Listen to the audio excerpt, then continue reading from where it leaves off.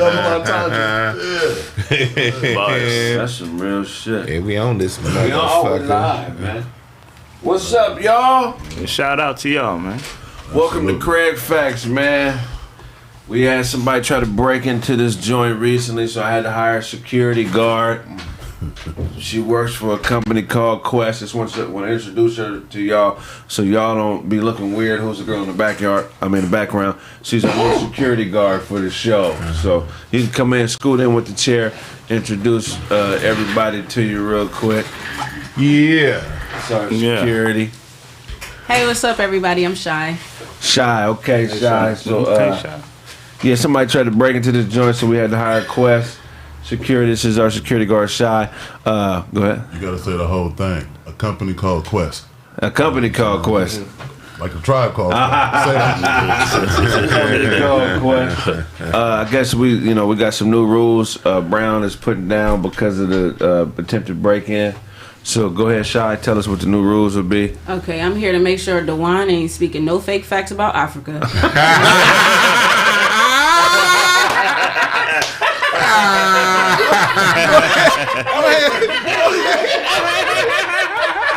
Go ahead, then. And all the old facts that are kind of hard to prove. And then Todd, I'm making sure he say no bad jokes and no karate demonstration. I'm making sure Doze don't bring no women that keep putting him in the friend zone. Is there any girls that you actually fuck?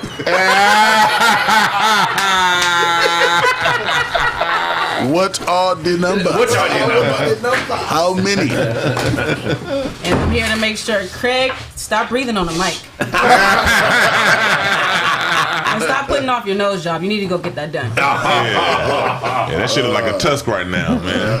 And besides security, I'm also a sexual assault counselor for Otto. I'm making sure he don't get hard in a room full of men. Word on the street, you pulled your gay CO.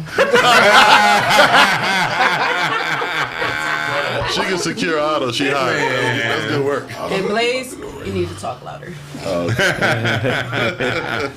Man, welcome. Man, Welcome. it's gonna be. What's your name? Shy? Yes. Nice to meet you. Oh God. I love you.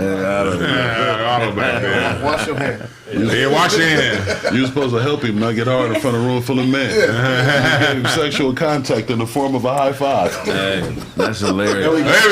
Thank you, Brown. Hand sanitizer. Thank you. It's really a low five coming from You see, he got up and walked out. He got up and walked away right He gotta now. go adjust himself. He said high five. I'll be right back. My God. Got the high five, you gonna go whack. Did you guys know that the cost of living went up 7%? Yes. 7%, nigga. So what cost you $7 out of 100 now costs you $14. Damn. Did you notice that the cost of living went up 7%? Great. Yeah, that's what happens when you give away a whole bunch of money. Like, Go ahead. yeah, like that's what happens. Well, actually, giving away all this money that we gave away is short-sighted. This is really the culmination of the last 20 years. The last 20 years going back to 2001 after 9/11, when Alan Greenspan dropped the interest rates down to like record low numbers, and that started the whole housing boom and everything like that. And since then, money's been easy to borrow for 20 years now, and then the last 10 years since 2011, the dot-com, not the dot-com, but the tech boom, all these trillions of dollars being added to the economy, but going only to a few people. You know, at some point you got to pay the piper. And it looks as if this is that time that this country has to pay the piper when it comes to inflation rates. Yeah, man, that's I noticed it at the gas pump. Have you noticed it in any other facet of your life where cost of living is higher than it was maybe last year? Have you noticed the 7% or is it? Haircuts? It's It's $50 for a haircut now. Damn. Yeah, $50. I'm not in Gardena, nigga. Like, $50. I ain't gonna no disrespect, but it's like it's a Mexican shop. Y'all charging $50? You can check up at Mexican. No, I went home. You going to I'm about to say. Don't come on, shit. Okay. No. Trust. They cut niggas. They do well in there. They do well in there. Don't sleep. One of the best haircuts I had was by a Mexican, man. Mexicans can cut hair. No doubt. It was like a man salon, man. He tapered, cleaned me up, hot towel me, styled. I was like, man, I'm back there getting excited. Yeah. Hear that hot towel. No doubt. Hear that hot towel. No doubt, but shit, I come here. Nah, man, I can only get $50 cut for by a my cut though. people. Like, I went back home. but You know what? everything. Thank God I can going cut up, my own man. shit. I'm not doing that. Sam, where have you noticed the cost of living go up? Them bandanas ain't the same. It ain't the same, man. PlayStation games is higher. I don't know, man. I haven't really noticed it. I haven't really been paying attention. Yeah, man. You know, shit. Yeah, you ain't been living. Spending. I've been spending You money. spending no money, ain't making no money. It's like, Ain't you know, doing, they're doing what they doing. It's just you know still the what I mean? same. Yeah. You gotta ask Auntie Todd that question. I wish I could have came in here dressed like the Red Ranger. And you know, There's a skyscraper in San Francisco. Did you guys hear about this skyscraper? It's leaning that weird. 3 inches a year. You heard about that? Yeah, it's been going on. This cycle been going on for like a long time, hasn't it? Yeah, it's leaning and sinking 3 inches a year. It's leaning 3 inches, sinking 1 inch a year, and they're trying to develop ways to stop this from occurring. I thought that was really interesting, man, because that is a hell of a safety hazard if a building that's 50 stories high is leaning. That could fuck a lot of people up. Do you think they should spend our money to tear the building down, or should they keep trying to retrofit the building to stop the leaning from occurring? They should tear it down. Like the biggest earthquake in this country happened in San Francisco, like the biggest ones we've had. Right. Y'all remember that shit back in the 80s? Shit stopped the whole goddamn World Series over earthquake, man. They better tear that whole down. Right. What year was that? I don't know. That was '89. It was the Giants versus the Athletics. It was like a Bay Area World Series. I know of the earthquake. I don't. And then the one before that, I think it was in 1906 or 1908. That's the biggest earthquakes in like American history happened in that motherfucker. Tear that shit down. Both of them in Frisco? Yeah, there were big ass fires and half the city goddamn fell down. 1989, 1957. What about the one in 1906 or 06? 06? Okay, yeah. Yeah, the engineer, I mean, the guy who actually was the architect, I believe, is still alive. Should he be prosecuted for not doing his job? damn. I don't know about that. I don't think he predicted this. Well, if people To die, the extent of the law. But technically, it's not his fault. He made the building perfect the way it was. The ground moved. Earth changed. You know what I'm saying? Okay. You can't count. That ain't his fault. Sound like an insurance claim. but it usually like when you build towers like that, I don't know how the laws are up there, but in LA, you can only build so high if you build on bedrock. Yeah, if you can't get those caissons down to bedrock, you can't build up. Right. So you know what I mean. That's why like all the tall buildings are strategically located because those are the areas where bedrock is right up under the ground. So if they prove that he didn't go down and touch that bedrock with his caissons or whatever to attach onto that, then yeah, he can get fucked up. Because oftentimes engineers say they're gonna do it, but they don't. How come when the stakes get higher, we are apprehensive to say, hey, this billionaire motherfucker, you deserve the same consequences as the nigga that put a second story on his home in Compton and it came crashing down and killed somebody? Like, this motherfucker should be liable for this. If a 50-story skyscraper falls, a lot of people gonna die. Oh, if it falls, yeah. How, is it visibly leaning? Can you see it like visibly leaning? Is it leaning that much, or is it like not noticeable? Is this something that they notice? Yeah, it's it's something they notice. I guess when it gets to the 40-inch lean number is when the plumbing and the elevators are going to stop working. You know what I'm saying? You gotta do So they waiting for it to get to that point. They're trying to they're trying to develop a solution before they get to the 40-inch lean. Like they trying to turn into a landmark like the Leaning Tower, and Right. Probably have everybody move out, but have tours or whatever and make it a monument or something. That makes zero sense. Yeah, the Leaning Tower was like it has like an open area around it. You ain't There's no earthquakes over there. About to tear it down. They tear it down there. they gotta tear that shit Tear that joint down. down. Because they've been talking about this. This has been going on for like 10 years. Hasn't it? The building is 50 years old. They noticed the leaning like 10 years ago. Yeah. Tear it down. Make it make sense. At this point, I mean, that's why I'm like, well, can we blame him? Because I mean, we can blame him, but it's like legally, like why? It's 10 years ago that they've known about it. Y'all could have been. Somebody should have been stepped in. Right. Let's fix Yeah. this. It's gonna be a problem 20 years from now. Yeah, that's not his So fault. now we talk about it. So now it's like the longer you wait, the worse it is. The more issue you got to deal with. So it's like tear that motherfucker down. What we over here? What we talking about it for? Yeah. It's the business cards. They like, I need to make my money back, bro. I mean, I invest money. How much money you gonna lose if that motherfucker crash on everybody? Right. The way to, Insurance pay for it. the way to commit crime. Somebody got to go to jail. What I learned from this is the way to commit crime where you could be out in the open and still be protected. Because normally when you commit crime, you got to make sure motherfuckers ain't watching. Don't nobody know your business. You want to do it by yourself. You know what I mean? But I feel like the way to commit crimes out in the open is by establishing a corporation. Yeah. Oh yeah, be rich. Because you can hire yourself Right. as an employee and say, hey, Yeah. Well, that's what a corporation is by definition. I fired him. Fucked up. you gonna put the whole job in jail? This was Blaze Corp. That, You know what? Have it. You can have a business. Shit. It's all right. It's just a name at the end of the day. because he's protected by the corp that he was an architect for, so he was hired to do a job. If you're an employee, you don't really have the same level of responsibility as the owner. Right. When you do a crime on your own by yourself, you're the only entity involved with that. Yeah. You know, you about to say something, Blake? No, I was saying that's the purpose people incorporate. You know, by definition, corporation is a legal person. Right. Tax shelter. Yeah, And then none of them people that sent the economy into the ground go to jail under the loan back and all. They don't. None of them get fucked. Right. I know a nigga right now. He been in jail since 2008 because he was fucking with them bunk checks. Damn. He's still in jail for that? I mean, he had other crimes. Oh, okay. You feel what I'm saying? But that's what sent him back. You feel what I'm saying? He got in more trouble while he was in there. But what I'm saying is, he ain't getting nothing but $3,000-$4,000 a pop with the bunk Washington Mutual checks. Yeah, the one move. I used to work there. We used to get hit with them all the time. One move's not even teller. one move's not even a thing no more, right? Nah. So you should be able to get out like that. Place no more. That's a good point. That's how you know he did some shit. Because he should have been out for a long time. Yeah. They was crooked. Straight up. Yeah, man, start a corporation, become a legal criminal like this architect. You feel what I'm saying?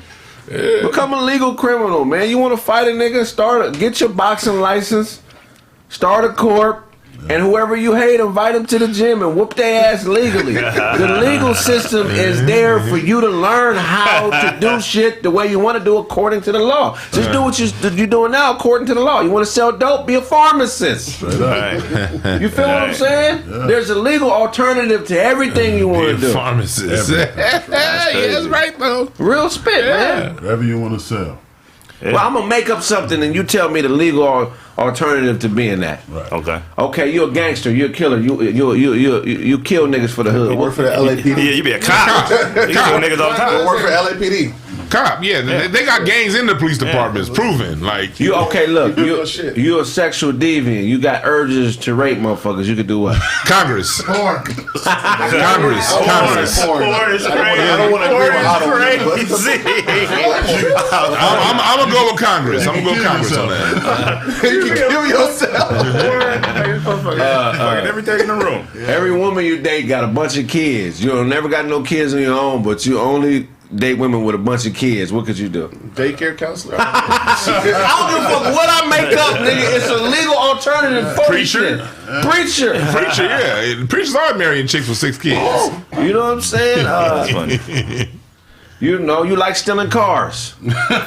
What could you do? Repo man? Repo man like a mother. Buy a tow truck Yeah, that you don't take it. put cars on. Yeah. You're an out-of-pocket bitch. You like arguing with everybody. What could you do? A lawyer. Anything on MSNBC? Yeah, wait for Instagram. Even TV? Podcast. Yeah. TMZ, Shade Room, whatever you want. I know my mind is weird, but that's what I took from this story.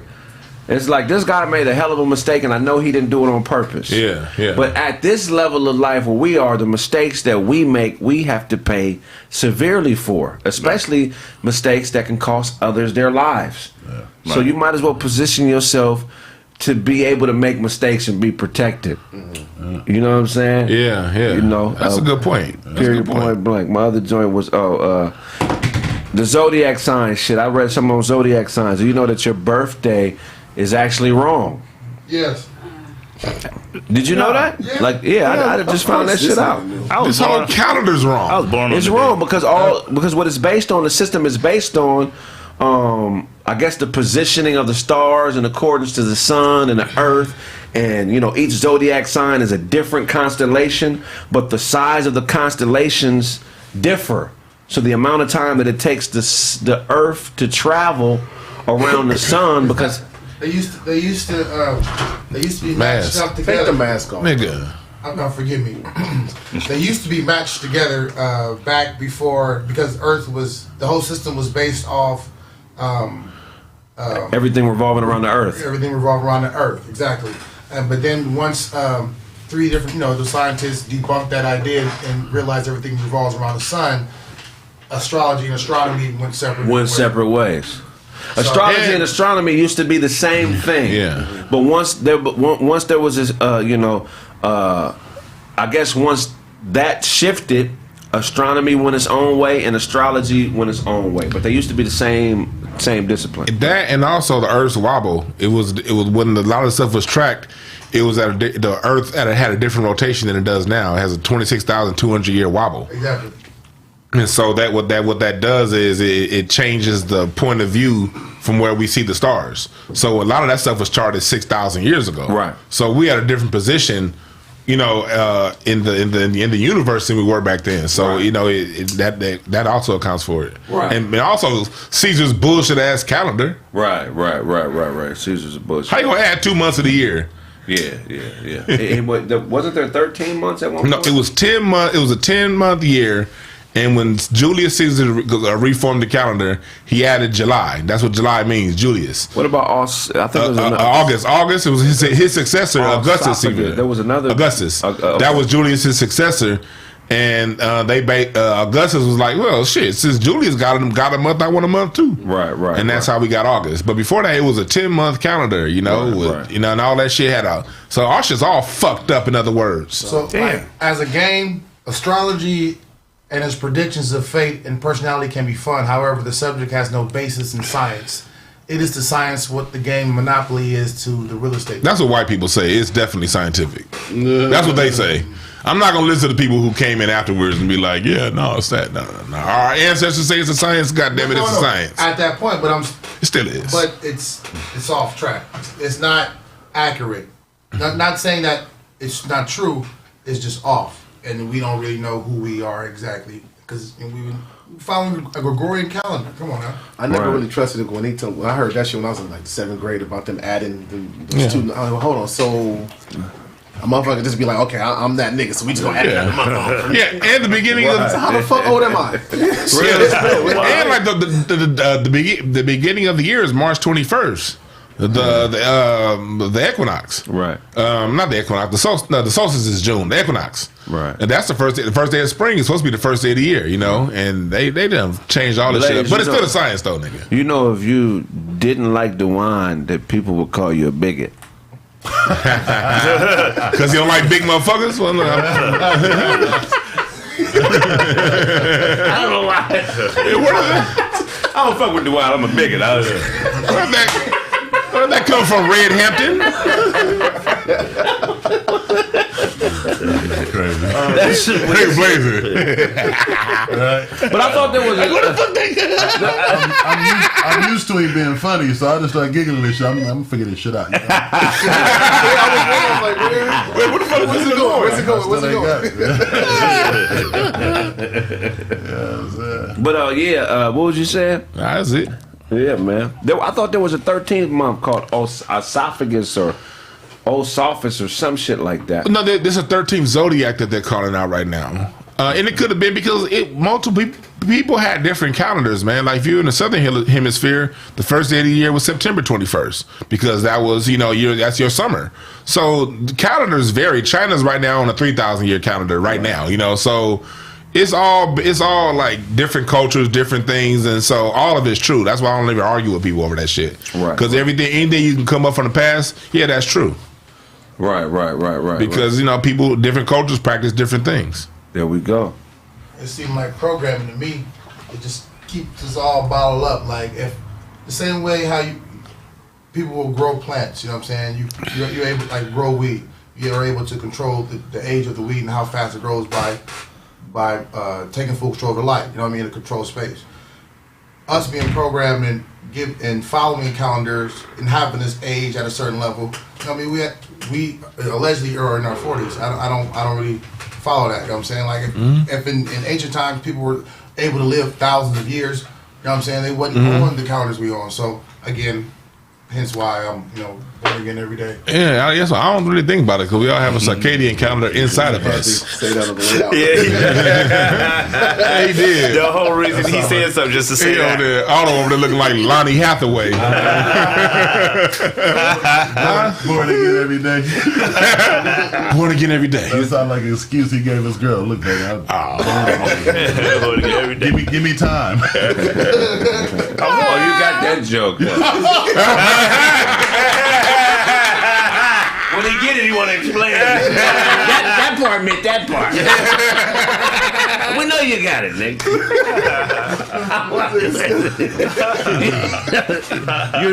Your how you say this shit, Blaze?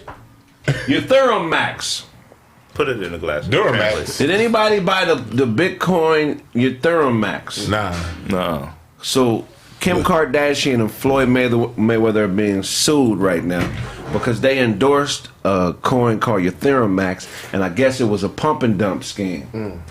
So basically, yeah, you got to watch what crypto you promote. I guess they used those two and a bunch of other celebrities, and they raised millions of dollars. And when it was time for the payout, they took the money and just disappeared. Damn.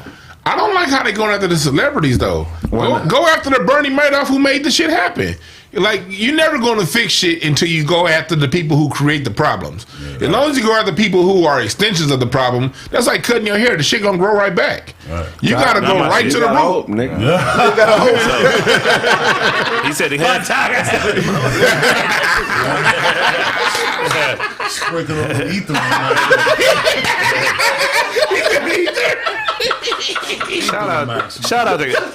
Shout out to Kraig's new hairline. He got it done at a paint sip.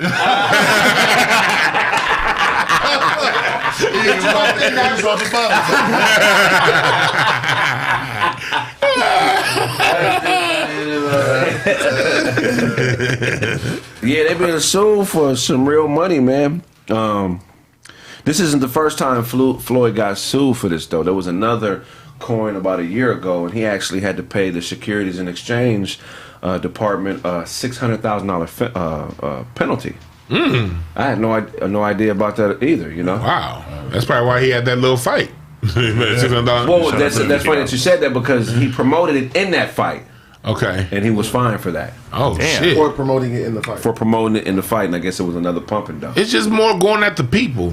Yeah. Like the people who are entertainers, like people, they're great at that thing that they do, whether it be boxing, acting, or singing, or whatever. They're not all around Renaissance people. Right. So they're going after, they're doing it for the money. And I'm not against them. So now you're putting it on the entertainer to vet these companies instead of putting it pressure on people who would think to create these type of companies that you can go to jail for 40 years. If people knew they can go to jail for 40 years for doing shit like this, they wouldn't do it. Right. The funny thing is, everybody's doing the same thing. The celebrity is doing it to make money. You're buying into it in hopes to make money. It don't work out. You got this shit into the stick. But the person who created it to fuck you. Purposely to fuck you over to make money. So go after that motherfucker. Right. Yeah, that's a fact. Look, let's say if I lost my money and I only joined here because Floyd Mayweather said to join here. Yeah, hey Floyd, run me that $10,000 back. Right. Like ain't no who's supposed to vet who? But where's the accountability? Floyd's supposed to be vetted too. Where's the accountability? So you just follow? Yeah, I fucked up. Well, then that's on you then. I'm talking about like there's nobody, like the money's gone, right? They should be sued. money's gone. My money's gone. I only joined this shit because of you. Well, check this out. So you didn't vet the company? Cool. Well, there's a thing called negligent damages, right? You didn't vet him. So You didn't vet him, Fine. but you could have vetted the company. Hey, I'm not the big man here, though. I'm not the one with the money. So you being the one with the money, you're the one that's at fault. That's just how criminal court. We're not talking about legal. This is just criminal. This is a civil matter, right? Right. Civilly, yeah. I'm gonna get my money back. I got an uncle, right? I gotta look like Straight killer. I ain't gonna say his name. Straight killer. Everybody in the hood know that. He got a lot of respect in the hood. He's far past the lifestyle. He only work on cars and shit now. But he do what he want to do in the hood. Every hood got a nigga like that who. Yeah, they do. So motherfuckers come to him with shit. I never forget. Somebody came to him that he probably wasn't on the status to be fucking with him, and it was over a lot of money. And he did what rich people are able to do to us. When it went bad, the nigga who lost out, my uncle, just said, "Man, it just went bad." He didn't say nothing about getting the niggas money back. Wasn't no scheduled payment. Niggas it just went bad. But anything else you need? You sell a nigga a car. You sell a nigga a car. He come back to you 6 months later. Oh, the engine blew up. Just went bad. Giving his money back? That's what James Brown used to do to people. Just went bad. Just went bad. You've been driving for 6 months. I don't know where you been. Situation was a little different than that. You can't give your money to nobody who gonna look you in the face and say it just went bad. You don't give your money to nobody you can't whoop or sue. Right. You can't sue them or whoop them. See, that's what I'm saying. But you can sue. Yeah, so Ty, you can borrow anything in the world for me, man. I'll whip you, boy.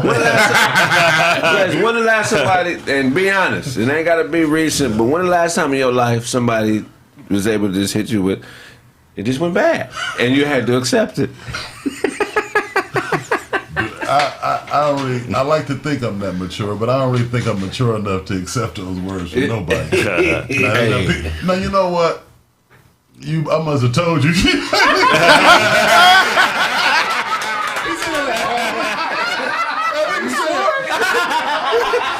sure? Bro, I know it. He ain't drinking a little bit. I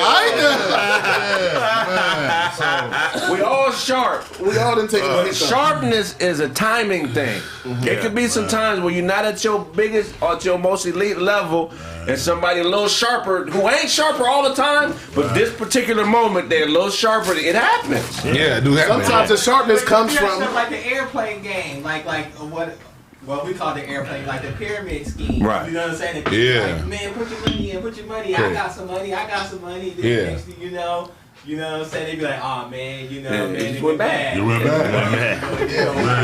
It just went bad. This nigga didn't even tell me it went bad. This nigga got an attitude like, man, I'm tired of niggas coming up here asking me about money.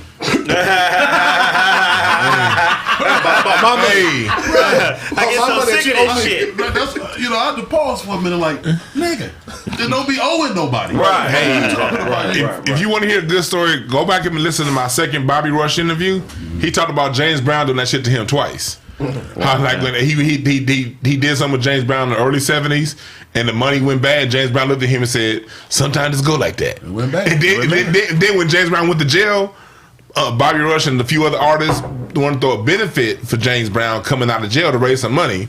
A motherfucker took that deposit, went off, and he looked and didn't do the show, and then looked back at him and was like, "It's just like that sometimes." Go back. He did the same dude. Screwed him out of money. James Brown screwed other people, and James Brown had a reputation for like not paying people their money. I never knew that. Go back my father-in-law said that James Brown called him to do a few sessions of recording sessions, and he didn't do them because it was a thing James Brown didn't pay. That's why. And it was like he was like come on now, come back and go and do some recording sessions. He wouldn't do them because everyone knew James Brown didn't pay. Any nigga that talk like this, that nigga brain scramble. Hey, listen, bro, I ain't gonna be able to do it. Come on, bro, let it be it, man. Go back and listen to that interview. James Brown, come on. I asked you to hit him. Hit me. I ain't able to do it. Got that one. Why are you asking me to hit you, James? I don't want to hit you, my nigga. Hit me. Yeah, James Brown didn't fuck around, man. I I ain't gonna be able to do it. When the last time a motherfucker hit you, or a motherfucker told you it just went bad? When at one of my last house deal I had that went bad. Yeah. It was one of the situations where one of the partners was cool and straight up and like tried to help. The other partner was like, nigga, that's just how it goes sometimes. You know what I mean? And now I gotta sit here and you had a show. You definitely had a show where niggas like, dude, it wasn't enough people. Yeah. I had a show in Arizona a year ago. What enough people? Niggas still owe me $500. Oh yeah? I went up there, did my time or whatever. He didn't know how to promote. A gang of people didn't show up. That nigga, he didn't give me. It just went bad. Damn. I mean, certain motherfuckers you could whoop money out of, but in the situation that happened to me, you could tell this nigga didn't have no money. You feel what I'm saying? There wasn't nobody in the spot. You know what I mean? So I gave him a pass, but I forgot. Yeah, that was in Arizona. I forgot the name of that. So house deal, he got you. Oh yeah, it got me. They got me. They got me good too. How long did it take you to realize that you wasn't gonna get your money? That's the worst part. When you fight the inevitable, you try to hold on to every possibility, nigga. Yeah. I had like another 60 coming my way, and I was holding on to that shit for like. Nigga, I still held out hope for a year, even though I knew about a month and a half in that shit wasn't coming. Right. I wasn't getting that. I still held out. I was looking at houses and everything. Nigga, I'm like, nigga, like this property right here. Nigga, when I get that 60. Nigga, I spent the whole year. When I get that 60, when I hit this phone arguing with hostess. Listen, I'm gonna pay the bill. And I'm like, nigga, the money coming. I'm like, man, put that on the credit card, because when I get this 60 bitches, everything. 6 pallets. Nigga, I held out hope. I knew good and hell well about 6 weeks in that shit wasn't coming. When did that somebody did that to you, bro? A few years ago, I was with this one dude that was using his license to use my car, not his license, but he would get the cars for me at the auction. So it was when he found the car, gave him the money. I never saw this motherfucker again. And this after moving a couple cars. It was like, bro, for real? Like, was he African? Nah. This is a nigga that did this. He is a nigga that did this. He's like Day-Day. No, this is a nigga that did this. This nigga. This wasn't a Nigerian. Nigerian definitely would have done me like that. That's a fact. But no, this nigga, he lived out in like Bakersfield, so I ain't about to run up there to Oh yeah, Bakersfield. It was 5 racks though, like. 5 racks. I'm never gonna see that shit again. That was like 6 years ago. Ooh. I'm never gonna see that shit again. And again, this is one situation. Like, if I go up there, run up on him, he ain't got 5 racks. You're not ready to go to jail. I'm not, but I mean, I wasn't going up there. Because when a nigga tell you in front of you, I'm not gonna pay you. That's why lies. No, he never said that. He just wanted to like, I just never phone. Not answering the phone, and now the phone blocked. So now every situation, emails, nothing. Everything blocked. So damn. He didn't say I'm bringing the money, but he said you ain't getting your money. He ran off on the plug. Ran off. The plug run off for you, Blake. You catch up to him, man. He just tell you 5 racks. He just tell you, I'm not gonna pay you, bro. I ain't got it. I'm never gonna have it. Damn. You a cool nigga and all that, but I ain't gonna have it. 5 racks. See how you laughing? I'm gonna get my money. 5 racks is a lot, Blaze. I ain't got it. I'm not that irresponsible with my dope, man. If I give up 5 racks, man, I'm insured one way or the other. I ain't got the 5 racks. I got 20 in my pocket, but you don't want that. And sometimes it can be people that double week for 12 years. And for the audience. I put 20 on the whole deficit. If you don't add up your shit. You take that nigga to the organ donation place. And for legal reasons, Blaze does not mean for bodily reasons. He records all conversations in his glasses, so he's talking about legal reasons. All right, just letting y'all know it ain't bodily. Yeah, he just recorded the shit. That's all. I got 20 on the 5,000. That's fucking crazy. Yeah, man, you keep asking for it. 20. When last time somebody got you? Man, it was a. Texas, when he bought that baseball shirt. He trying to take it back. It is what it is. It be like that about me. For those who don't know in the audience, when we were in Texas, for those who don't know, we were in Texas. Todd bought a shirt. They thought it said Texas basketball. That's what she told me. She told me it said basketball. But it said Texas baseball. It was folded. It was folded. And we were sitting back there like clowning him, like, why you have a baseball shirt on? He like, what the fuck you talking about? I Then said he that looked twice. down. You said that twice. I said it twice because Snaps was at the room. I was ironing. He's like, why you in a baseball shirt? I'm like, this nigga can't even read. I told him nigga, he didn't even know. That nigga can't even read. Yeah. You don't iron it with the words. Have you do it? Yeah, inside out. I'm like, why you got a baseball shirt? This dumbass nigga. Now, mind you, he bought the T-shirt from a bagel shop. So It was definitely a souvenir. Some cream cheese. Had that T-shirt right there.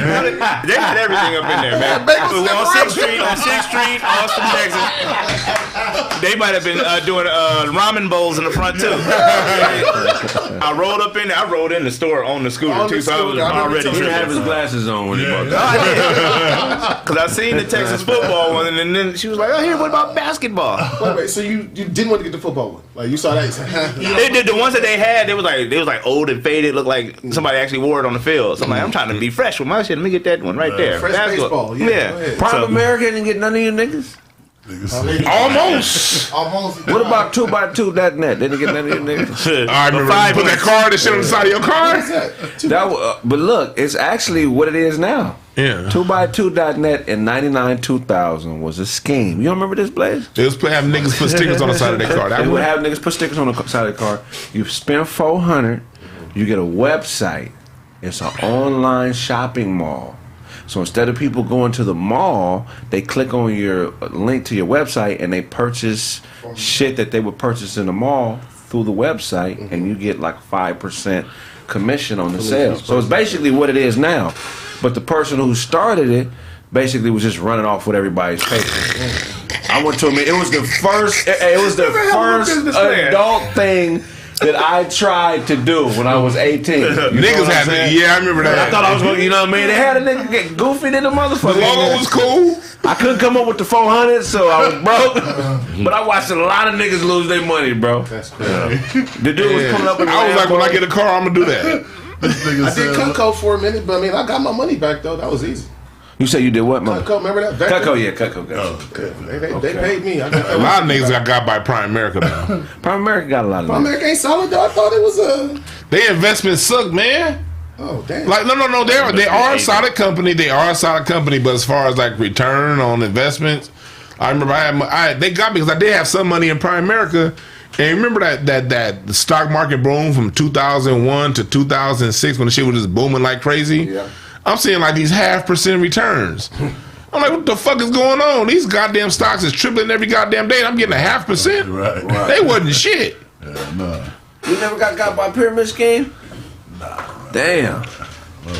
You didn't go to none of me, Man, Gamble, none of that shit, man. I went to a for-profit school for film school, the Art Institute, Los Angeles. Oh, it's a scam? Yeah, scam, total scam. They done shut the doors down. The building is rubble, and you still owe your Sally Mae. You still owe?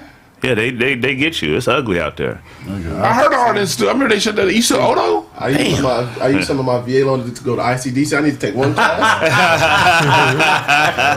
That motherfucker is closed down, but I was like, but shit, again, I used my VA loan and I was getting money while I was in school. So I was like, shit, that was the best 9 months of my life.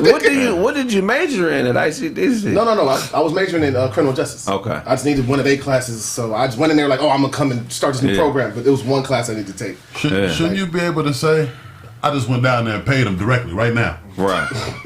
No, that shit was expensive though. Right. Yeah. If I didn't have if I didn't have that VA loan, like I wouldn't have went there. I'd have went somewhere else and did the shit. Like, I wouldn't do it. Them schools was y'all paid way more money for school than I did. Oh yeah, man. How much was I went to CSUN, County Northridge. Because I stayed home with my parents.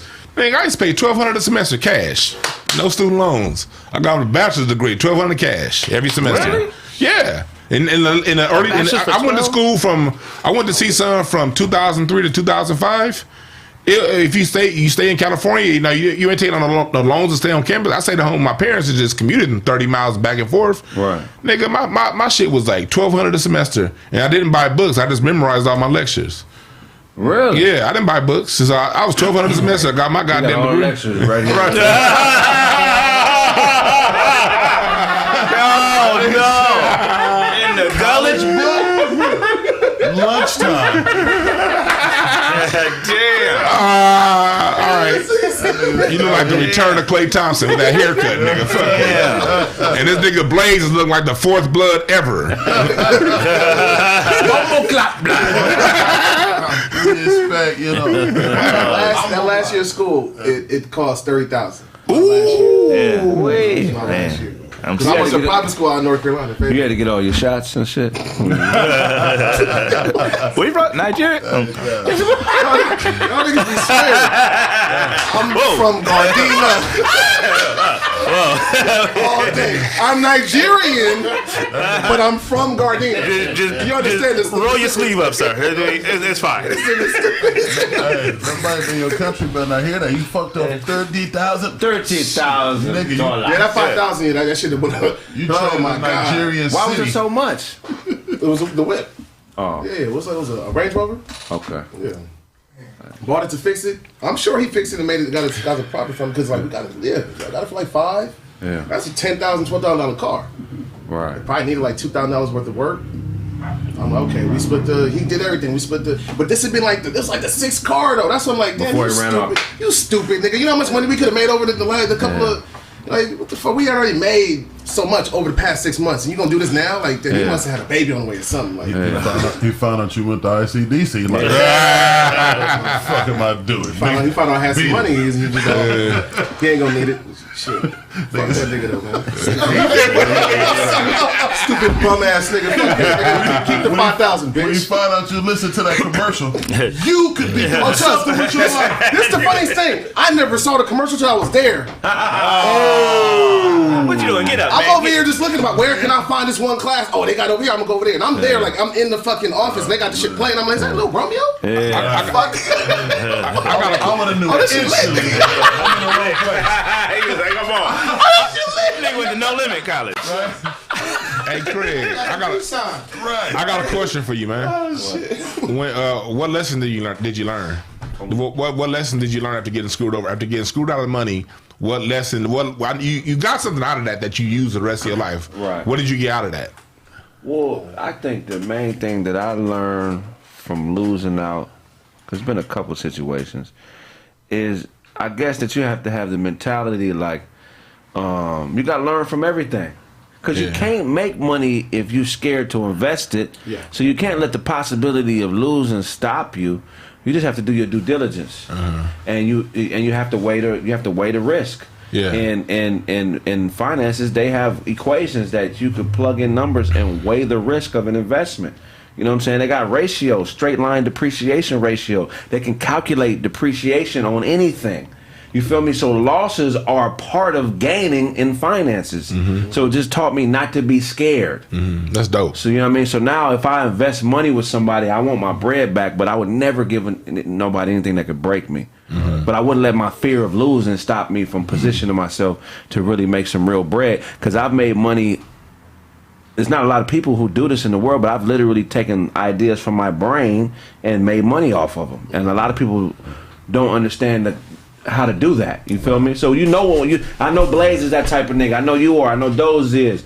Todd don't talk about it much, but I think he is too. Try to get downloads into that headband. Todd, the nigga didn't notice the 7% increase in the world. I did. How did you notice that? The oatmeal get on the table. I eat it. I don't know. Yeah, nigga sitting around with calculators all day. All right, whatever. It was still the same. We out here grown up in this shit. And Yeah. Todd just Fuck all that. Did I tell you about the time I bought that oven door? What? Oh, go talk about Oven door. I bought an oven door, man. I was we was out there. You know, you put your kids on the baby registry. We had Babies R Us, me and my wife. You know what I'm saying? And we come out and nigga roll up in the Oldsmobile with a box like, hey, you want to buy this flat screen TV? And they had it cut out. It was cut out in the middle. You could touch it. I'm like, oh, this feel like a real flat screen. Like, here go the wires and everything. I ain't got the money right now. I'm in the ATM right over there.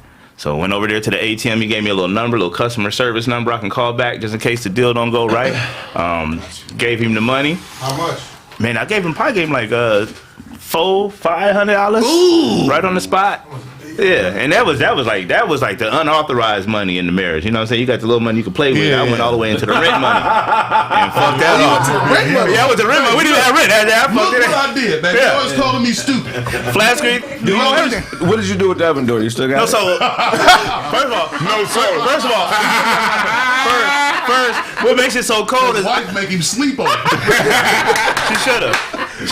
That motherfucking oven door, I took that shit in because we lived in an apartment right above my mother-in-law. So I went in her house first with the big ass TV, like, yeah, you know what I'm saying? We doing it big, you know what I'm saying? Yeah. Remember you said I gotta go hook this shit up. Y'all, I hear the snickering, but you know, I got the big screen TV now, and I'm about to go hook it up. Took it upstairs, nigga, and opened it, and it was an oven door. And I'm like, bro, maybe you can watch the movie in the oven door. And I'm like, no, that's stupid. Real TVs in my oven. That's so I had to go back downstairs, right? So I had to go back downstairs, break the news to all the fans, because they all like, oh, how's the TV? So I'm like, man, it's a oven door. And then I went in there to my little brother-in-law. He was in the back sleep. You know, he used to be out there in the streets doing his thing. Small. Yeah. The real gangster. So so I went in there to him. The motherfucker was sleeping. Man, get up, man. It's time to ride, man. They did the whole family dirty. We ain't even got rent. Niggas did the whole family dirty. Leave me alone. What happened to me ain't enough to get him up. I just want to say for the record, I hate niggas like you. Carry on. Get up. It's going down. It's time. I've been trying to, get him out of gang life and shit. Being older. Hey, man, turn over a new leaf. And then I'm like, man, it's time to ride, man. You know what I'm saying? They got your sister for all this money. And then he gonna roll out. Never forget. He rolled over and said, "You think them niggas are still in the parking lot?" And went back to sleep. Shout out to that nigga. Yeah. That was cold. That's what my heart hurt. That's what I realized. That's what I realized. That 400 gone. You got punked all by yourself. Oh yeah. Keep that shit to yourself. Yeah. Oh, wow. Yeah. I operate off the you cool, I'm cool policy. If we in a party, it could be just us two and 20 motherfuckers and one of them slap you.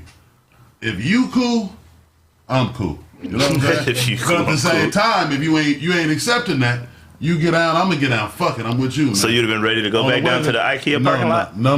Because when they sent your ass home with that oven door, that told me you were cool. When you gave a nigga your money and didn't check the merchandise, you cool. And when I play it over in my head, and they gave me his number, right? He gave me his number. He gave me the number, right? No, let me tell you what he did. He gave me the number and said, call it right now. Just so you can see that it worked. And so his phone rang, and I'm like, so now, got him. Now he blocked the number. Yeah, now he done blocked the number. He on the freeway. So yeah.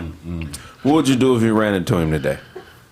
Nothing. Not by another oven door, I tell you that much. Wait. I'm good. That was a 40-inch last time. Listen, I fucked up. I got that new 85-inch Samsung. Let me see it. Same price. No 7% increase. Ain't no inflation. Pull your cash app out. No, the funny shit is like because I seen this story so many times. So when we see somebody do it, it's automatic. Oh yeah, I'm good, bro. Yeah. No, I got the sound system. Shit on like anything in the Blaze, parking who lot. got you? Stop acting like ain't nobody. You been got, nigga. For like some gimmick like that. No, This is general life, nigga. So somebody had to rat off on you, nigga. Oh yeah, but this body paint shop, nigga. That's the nigga that I was saying earlier. That was talking about. I hate when motherfuckers come asking me about nigga. All right. I'm fucking owing people money, you know what I'm saying? But he did. He got loud and walked off. Like man, I don't even feel like I owe you shit no more.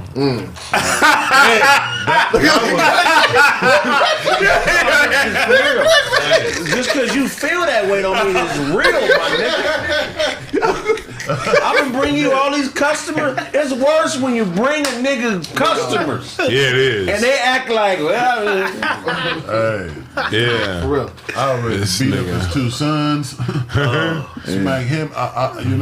disrespect to make you How start about plotting. when you see the nigga like somebody that owe you money, you just see him out like just enjoying, having fun. Like hold on, oh. I'm in my head, thinking on my head. That nigga in the pocket. Watch you that drink. Like they trying to rub it in. Yeah, like bitch, you ain't getting your money, nigga. No, that Hold on, nigga. we might go outside. Nigga, you better respect me enough to get the fuck up and get out the restaurant right now. Yeah. Put the chicken down and get the fuck out right now. Otherwise, you're gonna accept this mutual combat. Yeah. You know what I'm saying? But here's the cold thing, Blaze. Most of the niggas gonna tell. Oh, well, but that's what I'm saying. That's why I'm going to be smart with it. I'm going to walk up and kiss his wife on the cheek. You know what I'm saying? Right. Make him do something, and then I'm going to do. I was scared at that point. I'm sorry. I did dog shit out this motherfucker. He's scared. What if that plan don't work? I'm a very scary guy. What if that plan don't work? You kiss his wife on the cheek. Ain't that's bleed. He be tripping. Don't worry about him. I was gonna go to Iraq. You were gonna go to Iraq for what? During right. It was money. So back look, then. it was this company. I forget the name. It's been so long. When the war first cracked off, they was advertising. You got a truck driving license. You come drive in Iraq for 6 months. What? You make $150,000. Fuck you. They was paying $150,000 tax free. money going right back home. All you got to do is pay this $400 to get weapons training. What? So you know how to shoot right and all that, and know how to secure the load. Pay us the $400, and then we send you right over there. You'd have been a hostage in that motherfucker. Hell no. Okay. I paid the $400. You paid the phone? Yeah, I don't know about this $150. I don't know about the. I was finna go get this $150, Blake. I paid the $400, my nigga. Did the training on that? White man from Arkansas, hell of a, oh yeah, we gonna get something down there. You gonna work everything. I got by a motherfucking redneck. We gonna send you on down there. You gonna have a good time. He started naming the cities. 2 people to a room now. You I know we promised 3 meals. There's only gonna be 2. I'm sorry. I'm making it seem real. Hold on, it was that easy to get. That's a long process. I didn't know.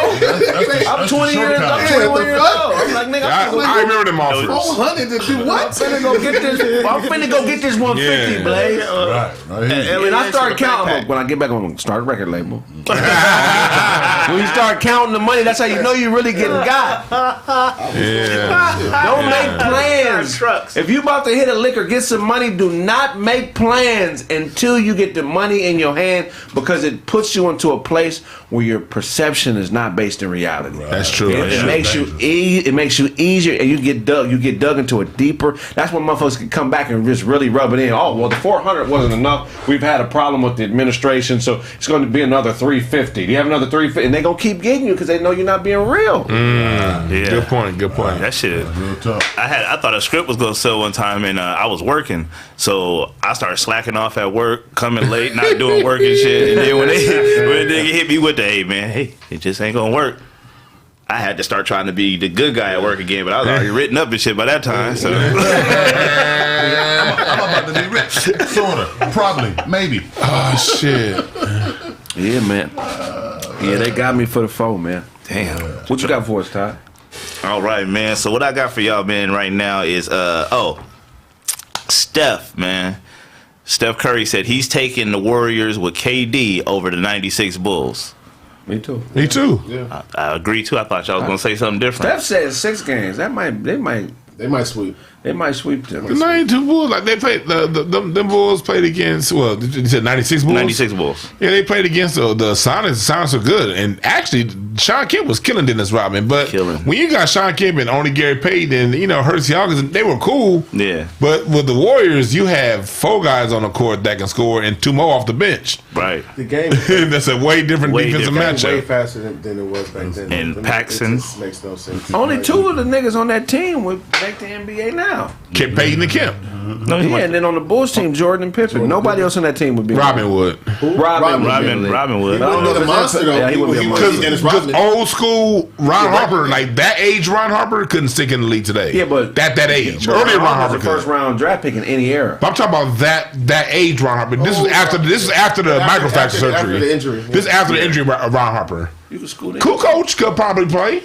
Kukoc, he'll come off the bench for somebody. Kukoc would be an all-star in this era. Nah, he come off the bench. He wouldn't be an all-star. He'd be an all-star. He'd be a 6 man, like he was in. He's a 6'10", 6'11". With handle and he got a jumper. Yeah, he wouldn't be. He wasn't an all-star then. He wasn't an all-star. He was their go-to. When Michael Jordan retired, Kukoc was the go-to player for the Bulls. I'm saying he wasn't an all-star then. back then, when there was less talent in the NBA, he wasn't an all-star. Right. So that's what I'm saying. I think he would have been a damn good player. I'm not saying he would have sucked. Okay. Hell yeah, he'd have been a good player, but it's only 12 all-star slots. He's better than Chris Middleton, my guy. And Chris Middleton is a 2-time all-star. It depends on what I won't say he's better. Middleton is a so much way better shooter. Tony Kukoc is a way better player than Chris Middleton, my and Chris Middleton wouldn't make the all-star team in the West. Like he lucky where he is. That's what he said. If he was on that team, if he was on the East, I think he. Okay, I'm not gonna argue against that. Tony Kukoc was. I'm not gonna argue that. If he was on the Bulls now. For me, I don't think that, but I'm not gonna argue y'all because y'all. Yeah, it's not like I'm not right and y'all wrong. You know what I mean? It's like I get what y'all saying too. Versus mine, Yes, no, y'all like I get it. I see why you would say that. But now that Bulls team, I think the Warriors sweep them, bro. Yeah, sweep. I think they sweep them. I think defensively, I think because Pippen's and their defense is good for 2 wins. The Bulls, their defense is good for 2 wins. But the Bulls are 100-point-a-game team. This Warriors team is 125, 130. Yeah. You feel what I'm saying? And that 3-point shit, how they play now, Steph Curry would destroy that team. Killing whoever's guarding him. Well, it also depends on the rules of the. Are we going back with 96 rules or 2020 rules? Well, for 96 rules, then the Bulls win a couple games. Because the 96 rules, there's illegal. You can't zone up. You know what I mean? You got to play the Warriors wouldn't be able to play 1-on-1. They would have to play 1-on-1 defensively against that squad. How bad would that be? That would be bad because you play against Pippen and Jordan. Again, ain't nobody got nothing for either one of them. Klay Thompson's in a he ain't got defender. shit for Jordan. Nobody had nothing for Jordan, but he's now if you're able to zone. Then it's different because zone I can weigh my defense on heavy on your side, but we also not count the triangle offense. Because that back to the basket guard play out of the triangle that Jordan was the greatest at, that Kobe mimicked, is not going to work against the Warriors. That slow pace, it's not going to happen. It depends. It depends on the rules. I still think the Warriors win. But I'm just saying the rule change make it different because this new freedom of motion. Because back then, if you pen those rules, you don't have no more freedom of motion. So all them weave plays that the Warriors run, tight cross screens at the mid post, you can be able to bump those cutters and throw the timings off on them plays. Did the Bulls ever have to face this type of no 3 shooters that could get to the cup if they want to. 90s basketball, the other team had one good shooter and one slasher. Remember? The 2 best shooters in NBA history on the same team. That's what I'm saying. They win. Come on. Yeah. We're talking about the team with KD. They win a game. No, I think they win too. I don't think they won a game. Rookie Kobe gave Jordan problems. That's true. What do you think veteran KD is going to do? Come on, man. That'd be crazy. That's true. Who's going to stop him? Pippen? Nobody. Right, who's going to stop Steph? Who's going to stop The only team I think could beat that Warriors team is the 2000 Lakers team. 2001 Lakers? That's the best team in NBA history. 15-1? Most complete team from top to bottom. The point guard position was their weakness, but everything else was just crazy. You know what I'm saying? D-Fish? D-Fish. And it was like, that's your weakest player. That was Ron Harper, D-Fish. D-Fish is still solid. And Tyronn Lue on playing D. And that was your weakest player? Come on. When they had Horace Grant. That was tough. Yeah, Fisher was a product of the system. I'm just saying. He played that position perfectly. He did. Give him success. He duplicated it in Utah. In Utah, he was just a dope. Some players like you have some players who are just dope role players. Right. Like they'll never be an all-star superstar, but at the role of being a role player, someone to bounce off of greatness. Derek Fisher, Robert Horry, Ron Harper. These are cats that you put them around great. Plug the in niggas in around greatness. They're gonna do their thing. Somebody said I'm trolling. No, I'm not trolling. That 2001 Lakers team was incredible. The way they win a triangle. That Shaq is the best player to ever play basketball. Yeah. And that Kobe, at that point, he was top 2 guards ever at that point in his career. At that point in his career, You feel what I'm saying? So, yo, you wildin', man. Go back. And Glenn Rice shooting. Come on, bro. That was a hell of a team. What's your other topic, G? That was Mitch Richmond on the team? No. Mitch Richmond was on that team, too. He was on the He was on 02. Okay. That was Rick Fox, but Rick Fox defensively was on another level back then. He was locking niggas down. And Dame Lillard is going to be out, man, 6 to 8 weeks after abdominal surgery. And I think Dame Lillard need to leave Portland. I'm over the Portland Dame Dollar. Yeah, man, it's time for him to go and be better. You know what I mean? I don't care. I don't know. Where? I mean, it's a lot of places that he can go. He was having 24, 7, and 4. Yeah. Dame needs a big that he can play off of. Yeah, they need to go grab somebody. But you don't need to leave Portland. Ain't nobody going to Portland. Nobody's going to Portland. Nobody's going to Portland. Portland is almost like how Cleveland was when they brought in Antoine Jameson for LeBron. They need to get that good. They won't bring in anybody who's like, you know what I mean, super dope at their prime. They'll be like, okay, well, Portland they can't. Yeah, exactly. That organization is trash. Yeah. Because they just, since I've been alive, they've always been in the playoffs. But that's where they stop. They don't. They you have to get. They had that finals team, but they just ran into Jordan. Right. No, but honestly, they should have won. The 2000 Blazers was the greatest team to never win a championship. Well, they had 10 All-Stars on one team at the same time. Yeah, they had Deadlift. You had Steve Smith and Deadlift Strip coming off the bench. When them motherfuckers You had Damon Stoudemire, Deadlift Strip, Steve Smith, Bonzi Wells, Prime Rasheed Wallace, Jermaine O'Neal. Zach Randolph. No, Arvidas Sabonis. No, they had Zebo back then. Zebo's later. Arvidas Sabonis. Was that the Pippen team? Yeah, the Pippen. Scottie Pippen. You still had you had people who were squad. Greg Anthony. Had a major squad. They was too deep at every position. But this nigga with the dread? Brian Grant. They were three deep. Dale Davis. And we missing somebody else because there was 10 All-Stars on that one team. That was probably the greatest team ever put together. It's just that one thing about that Phil Jackson taught that mental patience, and the Lakers up here is what won that Game 7. Yeah, because that was some mental shit. Kobe took over. That down 15 in the fourth. Man. Kobe. You been there before? To Portland? No, like just being down 15 in the late in the game, being down by it looked like the game was over. It was 7 minutes left. The niggas just my mom out of the game, so I'm like, nah, we didn't came back and like, if my little ass team can do it, I know these niggas can do it. And I was mad to watch this shit. Come on, man. With that Kobe, I'll never forget that shit. I turned to the Simpsons. Over to the live. In the fourth quarter, I turned to the Simpsons. I was like, man, these niggas about to lose. I'm watching the Simpsons. Fuck these niggas. And Kobe. And then when Kobe, Kobe. The next topic, man. I'm trying to see if I can pronounce this right. Kayvon Thibodeau, we're gonna say Thibodeau, on why he chose the Oregon over the Crimson Tide. He said, "You don't know the stigmatism of Alabama education." So he chose to go to Oregon because he said, "I want to do stuff, beyond football. Like when my career is over, I want to be able to do something, and people see that I went to Oregon instead of I went to Alabama. My education from Alabama is not going to take me further than a West Coast spot like that's a lie. Oregon." Yeah, I disagree, but I mean, he a dummy for that. Depends on what he want to do, though. It depends on what he want to do. Yeah, but at the end of the day, he's supposed to be the first pick in the draft. Yeah, you understand what I'm saying? Alabama boosters are very powerful. This is why Alabama is such a good place to play football, because their boosters pay these athletes buku. Anytime a team is always number one, Oregon, they up there though. Oregon has Nike. They get their own money. Not sleep on Oregon. They went there for the Nike relationship. And they got that tech money. And who went to Alabama? Exactly. That's what I was saying. Who went to Alabama and played football, and you know what they doing now, business wise? White people. Well, yeah, he's not a white person. So very rich, powerful white people. Oregon got that tech money, and they got that. Marvin Harrison had a guard. And you got that. You get your own shoe money now. College athletes get their own money now. Well, look, at the end of the day, Zion Williamson, LaMelo, and all them cats, they was rich in high school. Yeah. From social media.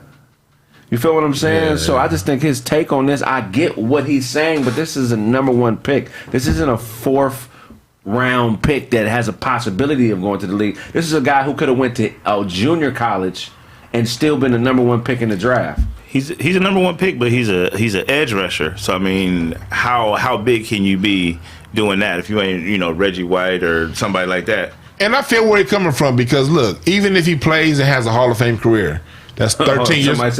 Well, he has astigmatism. That's why he wears glasses. You said the stigmatism. I just realized that. Did I say that? The stigmatism. Yeah, the stigma. Okay. But I told y'all niggas my college wasn't real. Hey, but I get it, because let's say, let's play devil's advocate. Okay, he gets the NFL. He has a Hall of Fame career. Right. He makes it at 20 to the NFL at 22. He plays 13 years. He's done at 35.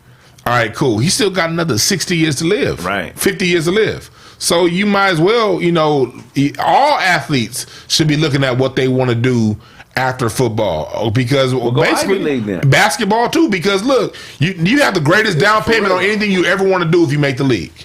So no matter what happens, because only 2 people gonna get them top max deals. Everyone else is gonna get paid enough to not be broke for 3 years after they retire. I see what you're saying, because if that's what you talk about, then yeah, you could have gone to like Princeton or You ain't making a league out of Princeton. You won it for free. Ain't no edge rushers making the league out of Princeton. You could have made the league out of fucking JC. No, that level, nigga. When you're he could have went anywhere in the fucking world. They don't give scholarships at the Ivy League. Ivy League's who's gonna give scholarships. But most of these dudes who are top 10 picks have already been identified as having that talent when they 16, 17 years old. You know what I'm saying? It's the rare case, but most of these number 1 pick caliber guys, they know at 15, 16 years old that this motherfucker is going to be a problem. Okay. So it don't matter what school them dudes. It also depends on what he wants to major in, because every school has a specialty.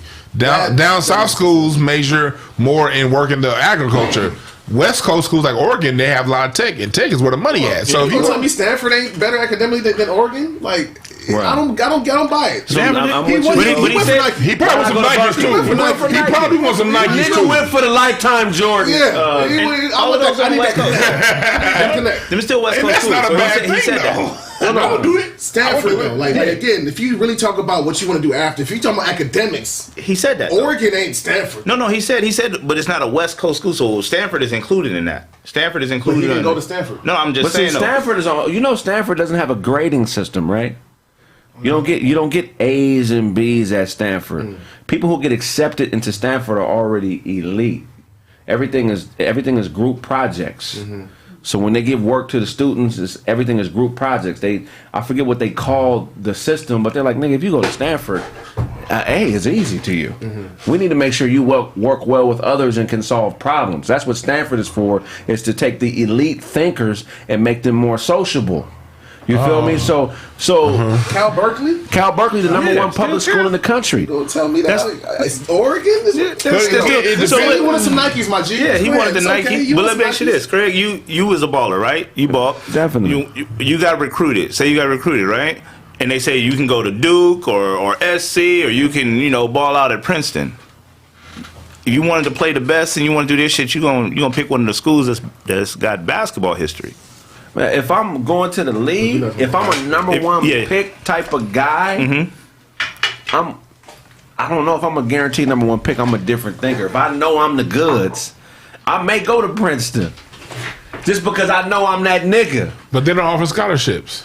They gonna make a way for me. Okay. Them type of niggas, incredible. College sports, bro. The only reason niggas go to college with white people is because it was a couple niggas that was them niggas. Like, nigga, I'm a nigga. Right. You better let me in here with these honkies, nigga. I'm Jim Brown, nigga. You feel But most people don't know what that feel like. I'm that nigga in my mind. I hope you that nigga in your mind. Yeah, you should but be. Not too many people have really experienced being Shaq. You telling me that it mattered what school Shaq went to? Fuck no. That's why he went to LSU. That wasn't shit back then. You feel what I'm saying? Did it matter what OJ went to USC. USC wasn't shit. How does career turn out? When was he picked? Hey, let's tell the truth. Are we talking about when he got picked? When was he picked?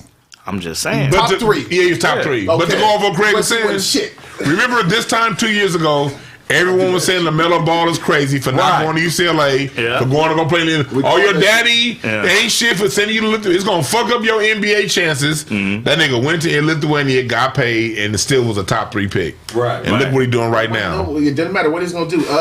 That's a fact, though. He got drafted, went back. Ricky Rubio got drafted by the team. He didn't like. Fuck, I'm gonna go play over there. And overseas. Came right back. Got drafted by a different team. If you that nigga, you that nigga. It don't matter where the fuck you go. Tim Duncan's whole college career, he was supposed to be the number 1 pick, but he still stayed for 4 years because he's that nigga. If you really that nigga, it ain't going nowhere. It's for niggas like us who are good. Like, niggas like us at our level, like, we clamor to shit because we don't know if it's going to happen again. For sure. First letter I got, I was like, shit, all right. You send me a letter? Shit. I'll email you your letter of intent right now. On me. You think Kobe gave a fuck about a college letter, nigga? Come on, man. Hey, Tom, Otto, you played some serious college ball, man. How did you look at it? It was a way for me to get out of the hood. Was how I looked at it. What school did you go to? People don't know that Otto's that nigga when it comes to football. What school did you go to? That shit. What school did you go to? I went to West Virginia Tech. Played. You gonna speak into the mic? I played linebacker, safety, and pretty much D-line. So I was pretty much a defense specialist, but more so linebacker. But I never played cornerback because it just wasn't fast enough. I wasn't running no 4.4s, but. Yeah. Knocking niggas' helmets off. Yeah. Straight out. This ain't sounding too good. Yeah, thank you. Otto. But I finally said balls. Dewan set it up. Otto play with balls. Otto went to school to play with balls. You fucked up. Then Otto come over there. Otto like, I'm the D specialist. You know what I'm saying? I'm master the D. Man. Then Kraig said, knocking niggas' helmets right off. Yo. In Virginia. Hey, yo. Y'all ain't shit, boy. See, it ain't just me. Sometimes it be there. Sometimes it be there. I don't be reaching for shit like that. Sometimes this shit go, hey, yo, pause, man. Come on. Am I the one that heard that? He put the balls on the screen.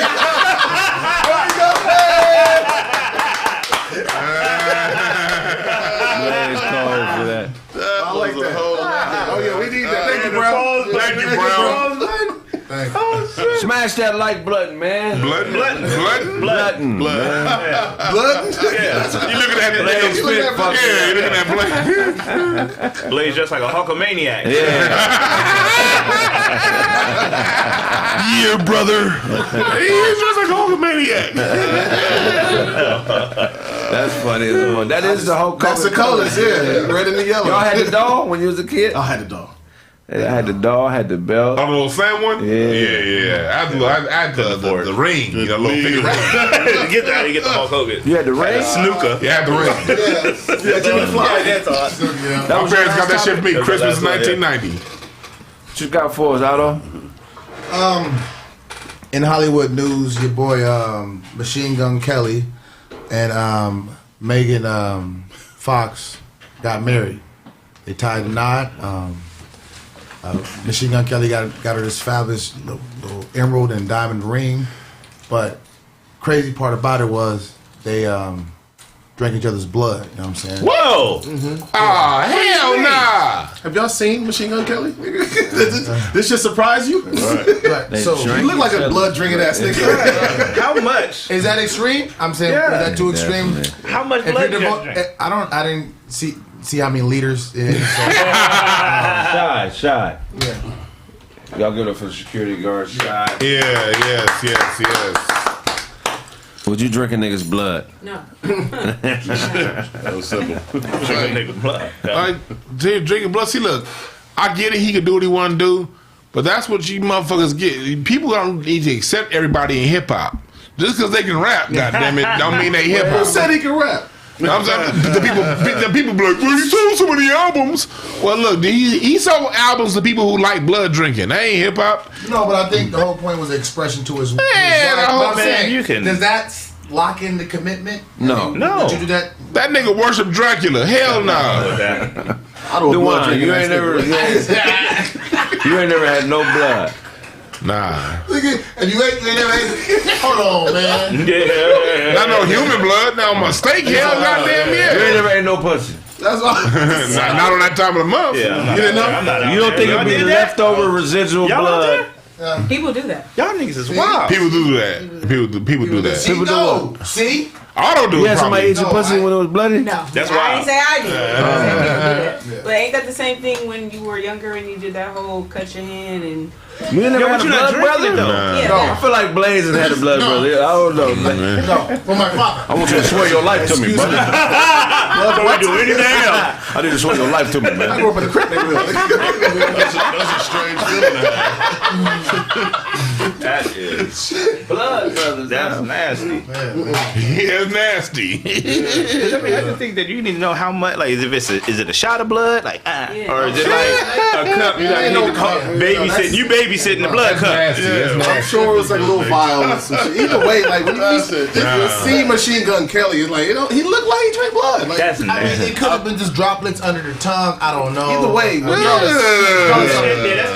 You expect that from him. You know? I felt the exact same way when Todd told that story about the TV. I was like, yeah. that would happen. Sounds about right. Nigga jacked him for $400, sent him home with a oven door. Yeah, that's real Toddish. Toddish. I don't know, man. I'm triggered. Like, Maybe it might be something to the symbolism, though.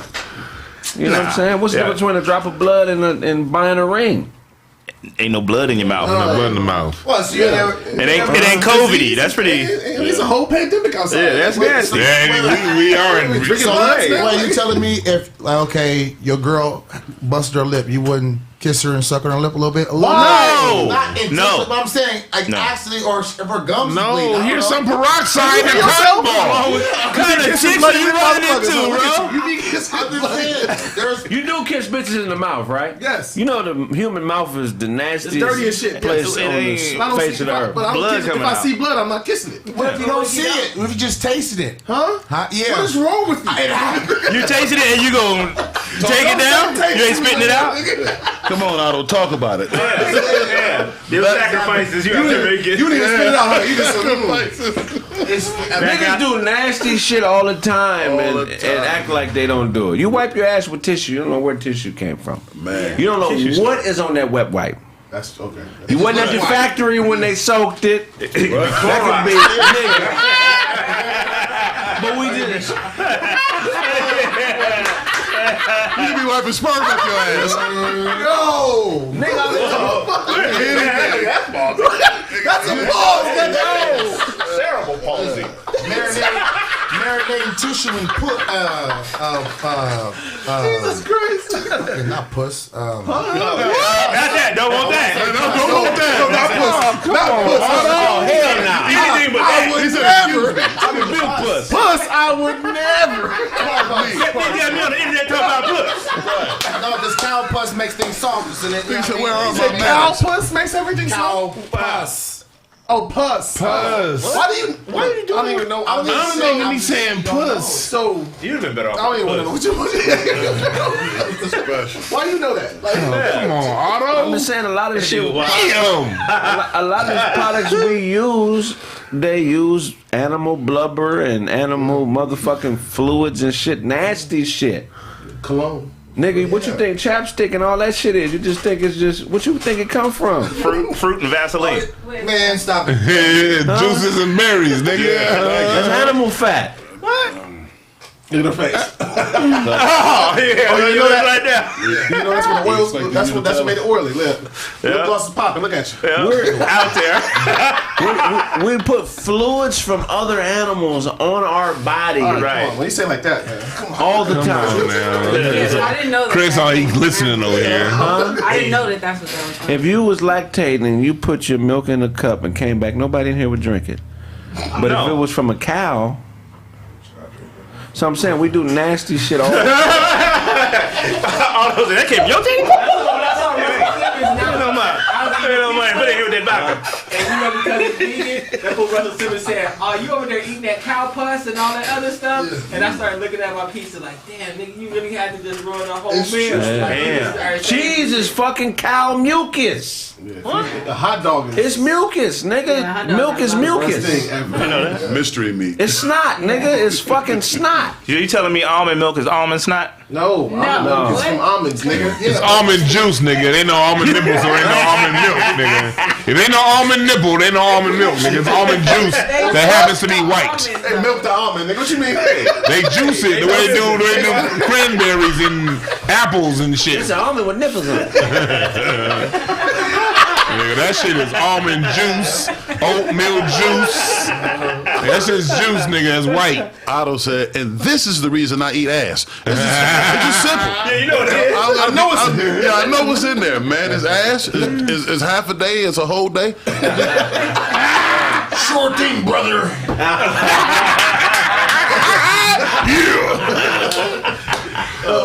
I didn't hear all them say. He was going to eat the, drink the milk. Yeah, he did say that. That nigga had his cup. The nastiest thing. How often do you change your toothbrush? 3 months? 2 months? That's nasty. Which one is it? 3 or 2?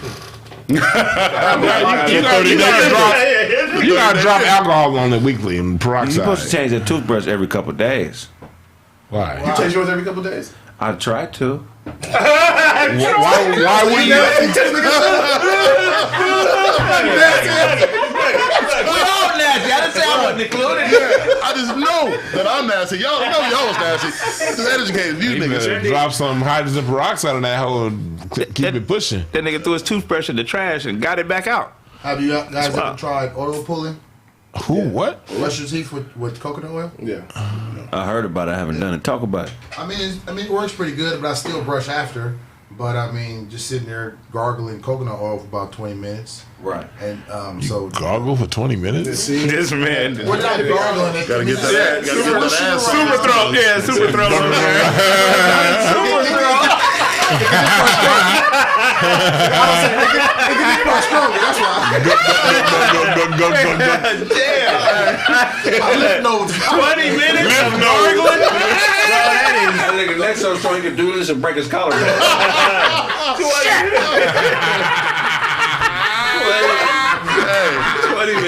gotta get that ass off his tongue. Organically. It's supposed to be 2 to 3 minutes. That nigga's nasty. 20 minutes? Sheesh. Bro, 20 minutes, and then the oils pretty much pull all the plaque off because the plaque pretty much is running to the fat, and the fat and the oil it will remove it off your teeth, and they'll jump on the oils, and you just keep swishing around, and then like spit it out. It will look. It will be like kind of. It's a licking on it. It'll lick. I'm not the only one.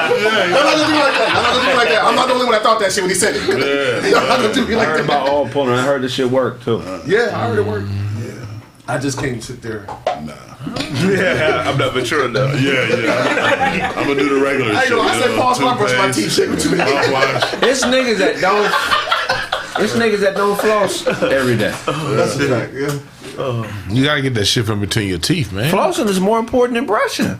Yeah. Low key, you don't even need a toothbrush. If you floss every day and gargle water every motherfucking day, you don't need a toothbrush. You need to floss every motherfucking day, 2-3 times a day. Shut don't need to floss. No. All them gaps in his teeth, he ain't got that floss. Goddamn thing. All you gotta do is gargle. So if you don't need a toothbrush, how do you get rid of the layers of plaque that's built? You can do that with your fingers. That's how you know a nigga who don't floss. Talking about how you can get rid of the plaque. You flossing in between. I'm not in between scraping my teeth. You don't scrape your teeth with the floss? Not like That's what I brush it. That's what I said. You don't know what you're doing. Floss is to get rid of it. You don't know what you're doing, man. The floss purpose is to get the meat out of your. Meat in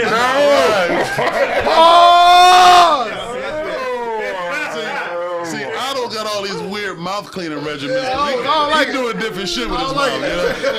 Gargling oil for 20 minutes. That's how you get the ass off your tongue. 20 minutes of gargling. out here. I'm not doing that. You floss, you only. My grandpa, right? He had 4 pounds.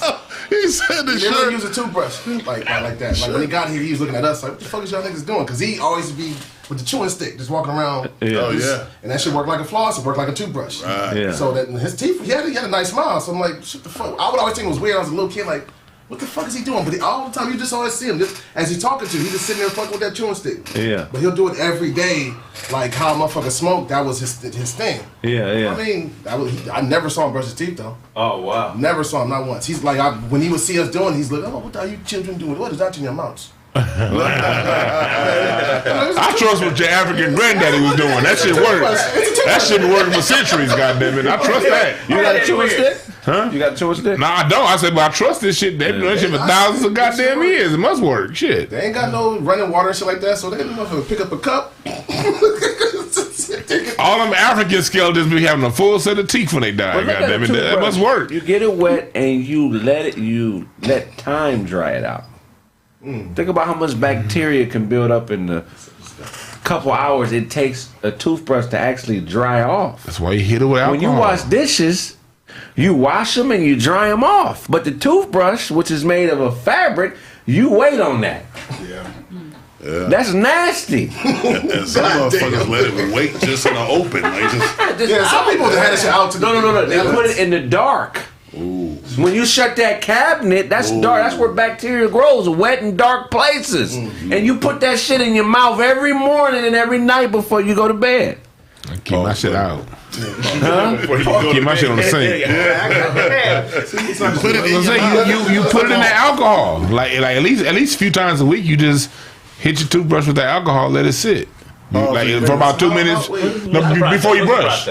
No, there's something before you brush. Like if you go in the bathroom, if you know you about to brush your teeth, just throw some alcohol in that motherfucker. Go take a shit, then go brush your teeth after that. To give it time. You need about 2 minutes. You want the alcohol sit for about 2 minutes. You know what I mean? That kill all that brush shit. with alcohol? No, you don't. You rinse it off, then put your toothpaste on. But you kill all that bacteria. It's not easy to rinse off alcohol though. You mean like Listerine type or like rubbing alcohol or hydrogen peroxide, because another way to make your teeth white is to gargle hydrogen peroxide. So if you just throw hydrogen peroxide on your toothbrush a few times, when you and let it sit, that too. But that clean the bathrooms with Lysol when you were in the military. No, you didn't do that. I wasn't a latrine cleaner. I don't know what they did. Oh, you whack. latrine cleaner. Everybody had to do what the fuck? Latrine cleaner. Nah, I was a guy down there, and I did the. I was a fucking guy on, nigga. What's up, man? What the fuck? Nah, nigga. We made it hot, man. We made the guy down shit hot, man. In the bathroom still. But then you wasn't doing it right then. So I was like, I wasn't out there. let's carry the guy down, nigga. So, this question for everybody: If a situation happened where a naked picture of yourself got out leaked, would you be ashamed about it, or would you, ride? Fuck it, let Adrian Broner let it happen. If it's That's for everybody. Like, it's nothing you can do. It's just fine. All right, well. Would you? What about you, Todd? I mean, what are we talking about? Am I just getting out the pool, or? No. It's like, take it down. Take it down. My plastic I'm ready to sue everybody in this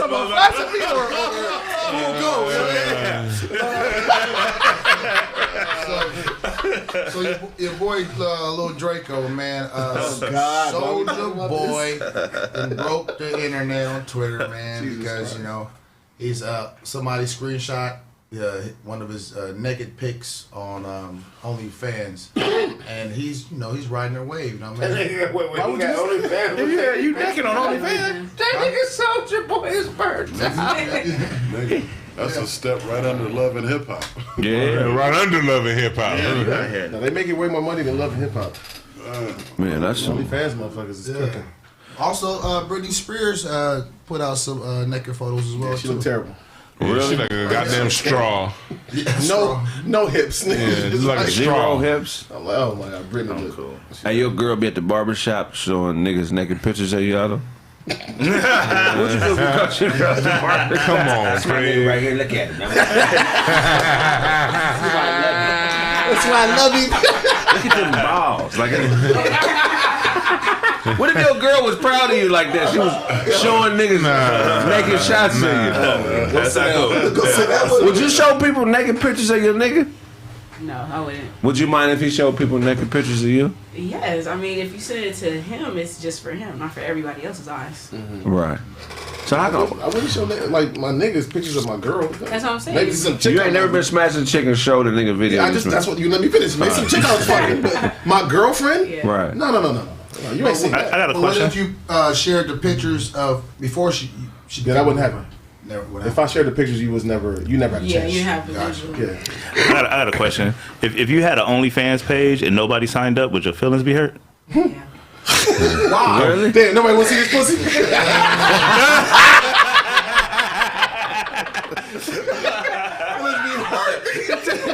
I got 18 pictures on this motherfucker. Fuck it, I'm taking it I'm going to the club. Fuck this. Hey, no views. That's horrible. What you got for us, Blaze? Cars, man. Cars interest been going up since 2021, 2000. Got a case of the tides around here. Yeah, the tides around here. Yeah, since 2021, man, the inflation been going up, man, since people having a hard time getting that semiconductor chip.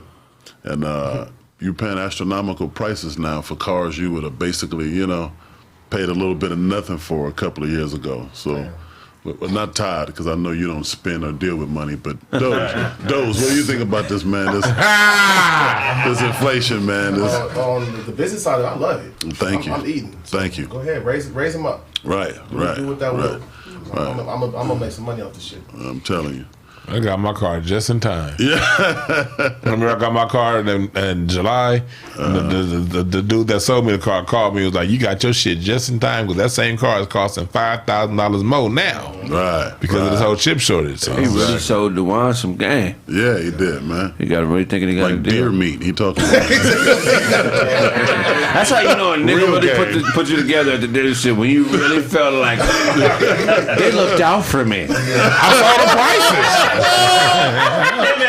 No car dealership look out for nobody. I saw the prices. Looking out for my It wasn't a lookout. It was a timing. It wasn't a lookout. It was timing. Still locked into It wasn't. It wasn't. It wasn't. I spent $36,000 on my car. The sticker price was $42 2 weeks later. I spent $36 on that. Yeah, the sticker price is a book. He really fighting for him, bro. Because if he woke up and that car was gone in the morning, they gave him a check for 22. Yeah. And I got Gap insurance, bro. Oh, there you go. That's I got Gap smart insurance. dude. I got Gap insurance, bro. Blaze, do you think people will just stop driving and just get back on bicycles? Fuck no. Well, I would have said that a while ago, but I'm thinking we got, some people who would just. Come on, Blaze. I think Todd broke down to a bicycle or something, man, not knowing what's going on out here. You know what I'm saying? Put some respect So on they're that kid. homeowners. Yeah. There you go. So I'm saying, nigga, homeowner. You're the partner of a homeowner. Same difference. It's California, you know what I'm saying? She let him lay on the couch. No, but there has been a shortage of cars. Yeah. They're at the docks, but there's been a shortage of drivers shipping them to the Major shortage. to the dealerships, because a lot of the changes have affected immigrant status when it comes to getting that CDLs. The truck driving is probably like the hottest job right now. It is. Yeah, It's one of the hottest jobs. I saw when I was getting my oil change today. I saw a used pickup truck that was going like a used GMC. That hoe was going for like $71,000. Oh yeah, pickup trucks are really expensive. Yeah, I was like it was used though. I was like, God, it was like 2018. It's a commercial Oh yeah, vehicle. 2018. Yeah. Shit going So it's crazy. been over 5,000. They didn't have any Hondas on the lot. It was just used cars. What is it? The quarter ton. Yeah, like, and they didn't have like almost no Hondas on the lot. Them motherfuckers had nothing but used other shit. And all that shit was like going for like an astronomical amount of money. Right. She was just calling folks and like, hey, Yeah. I'll buy this car from you. Oh yeah. Really? Yeah. I got a couple cars that just because I'm the registered owner. Like the dealership, hey, you still got that Lincoln? I'll come get that for this month. Okay. Yeah. I got like 2 or 3 cars. I gotta wait till next month to the end of the month to get them back from the people who rent them from me, just so I can sell them to the fucking dealership. Oh wow. They're not playing. They offering money for the cars because like they need them. Right. Hey. He got to sell something. Motherfucker offered it. He ain't even seen the car yet.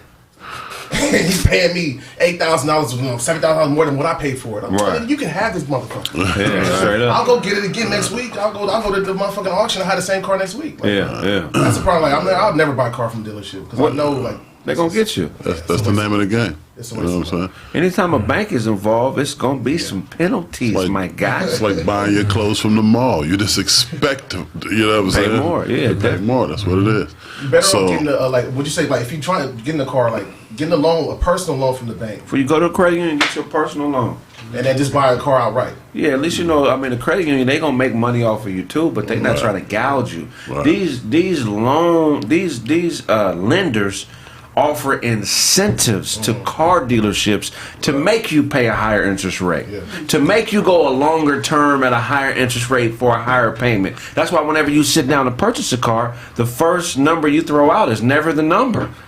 They trying, whatever you say, well, what can you afford to pay? They go, whatever that is, they're trying to get you $200 or $300 higher, because every $20 represents $1,000 on the price of that car. You better get that interest, and get that interest rate right. Shit. Yeah, so they be getting motherfuckers in interest rates. Yeah, so what else you got for us, Blake? While we're talking about this car game, man, a Florida State Board of Administration official was killed in an apparent road rage. Damn. He driving his BMW. He had a little fender bender with this Prius. They pull over into the Circle K, exchange words a little bit. Prius guy hopped back in his car, waiting on the police to show up, and things got out of hand, man, and shots fired, and this official just killed out there. So what kind of official? A Florida State Board of Administration official. I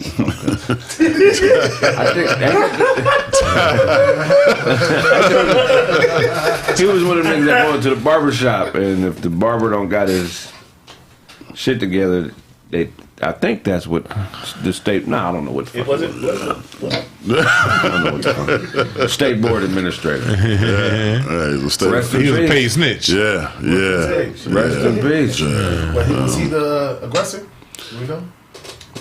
Well, he was a cause of that accident. Definitely. Some witnesses said that he really caused that. Out there in his BMW. And he was a bit aggressive too, but nothing really warrants killing somebody unless you're defending yourself for your own life. So the man defending himself, was he a black man? I'm not his attorney. I ain't representing him. Right. Yeah, man. But a state official lost his life, over a road rage incident, and I think that's stuff we got to pay attention to, man. Y'all got to start driving out here. You got girlfriends, start getting hugs before you leave the house. You know what I'm saying? I know. Tired, get kisses on the forehead. That kind of shit is healthy. Get kisses on the forehead. You know what I mean? Yeah, man. Let's live healthier lives, man, and let's be less angry out here. I agree. And if you drive slow, keep your ass out the fast lane, the carpool lane. Leave the carpool lane open for motherfuckers going 75 plus. Nigga, don't be in the carpool lane going 50 miles an hour yawning and shit. Fuck you. Right. Fuck you if you're in the fast lane going 55 miles an hour. Kiss my black ass, huh? If you don't got nowhere to go, get your ass over in the lanes where people who don't have anywhere to go. Yeah. I agree, Duane. Y'all niggas should have left the house earlier. Don't be mad at the people. No, nigga. It's the fast lane. No. It's called the fast lane. I leave on time. If I get there 15 minutes early, hella cool. Get the fuck out my way. Bitch, your slow ass in the first 2 lanes. Everybody gets a turn on the freeway. No, you don't. It ain't your freeway. We're going to go to a commercial break. When we get back, more Kraig Facts. Fuck your slow ass drivers. Please, fellas. Don't stay with an abusive woman. They only respect violence. An abusive woman only understands abuse. They don't even like normal greetings. An abusive woman wants an abusive greeting. You talking about hi, hello, bitch? I hate that, bitch. Only thing I love is fucking you up, okay? Don't you like that? Yeah, you like when I take the wind from you, huh? It's real hard to breathe, ain't it, huh? Check it. Just a few things on a nigga's mind, you know?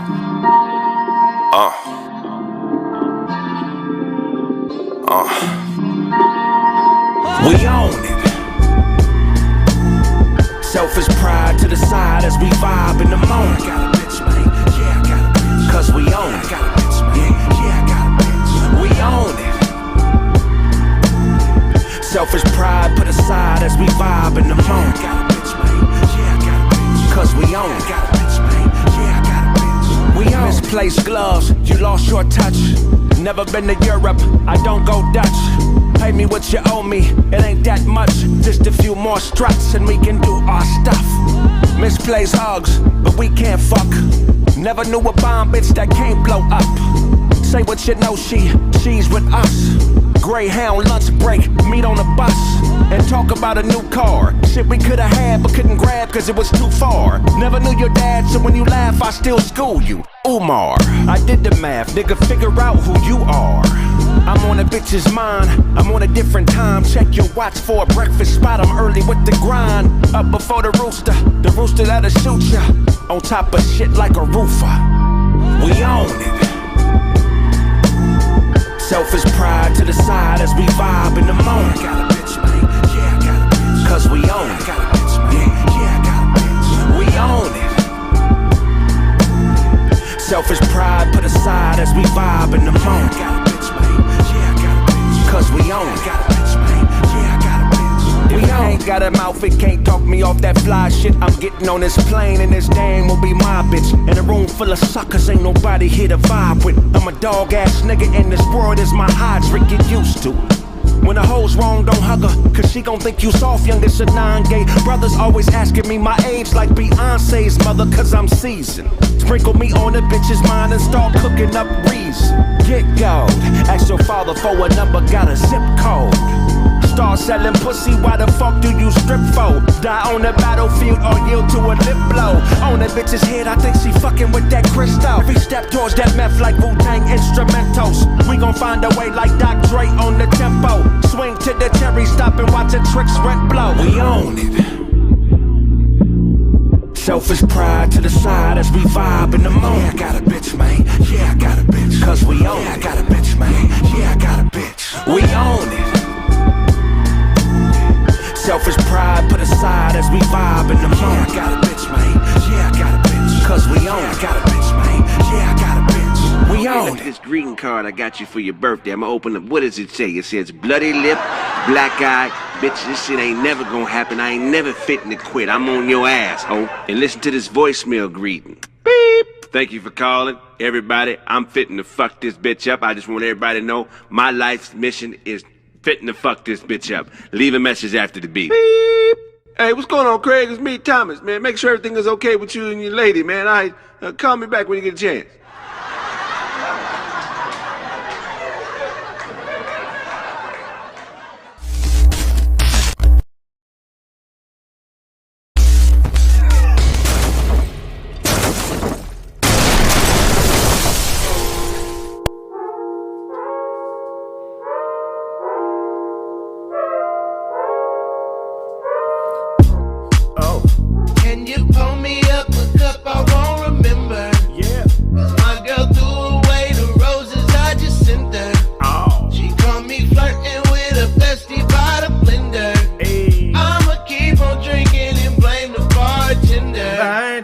Can you pour me up a cup? I won't remember. Yeah. Cause my girl threw away the roses I just sent her. Oh. She caught me flirting with a bestie by the blender. Hey. I'ma keep on drinking and blame the bartender. Man, where did you get your bartending degree at? The DeVry Institute? Man, hey, that last drink that you made tasted like a strawberry Huxtable. Let me find out you up in here making cosmopolitans. You got to be the worst bartender that I've ever encountered. Can you pour me up a cup? I won't remember. Yeah. My girl threw away the roses I just sent her. Oh. She caught me flirting with a bestie by the blender. Hey. I'ma keep on drinking and blame the bartender. Can you pour me up a cup? I won't remember. Yeah. My girl threw away the roses I just sent her. Oh. She caught me flirting with a bestie by the blender. Hey. I'ma keep on drinking and blame the bartender. Man, why was that last drink you made so spicy? Like, it didn't have to be that spicy. You in here making ghost pepper daiquiris, you know what I'm saying? Habanero margaritas. And was that last drink supposed to have pumpkin seed shells in it? Man, what is I need to speak to your supervisor, man. What is his extension? Cause I don't even know. What was that last drink you made? What you call that? A Dasani? A Arrowhead Mountain Spring water? Good drinks is hard to find around here, boy. I tell you, man.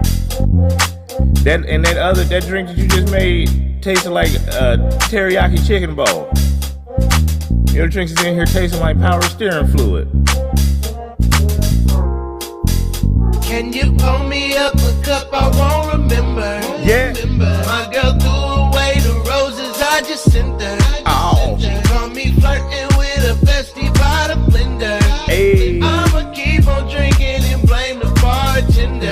bartender. Can you pour me up a cup? I won't remember. Yeah. My girl threw away the roses I just sent her. Oh. She caught me flirting with a bestie by the blender. Hey. I'ma keep on drinking and blame the bartender. Well, I'm your host, Uncle Todd, and this bartender here is somebody need to put a C- in the window when you come up here to get a drink from this dude, because I seen him back here making gin and penicillins.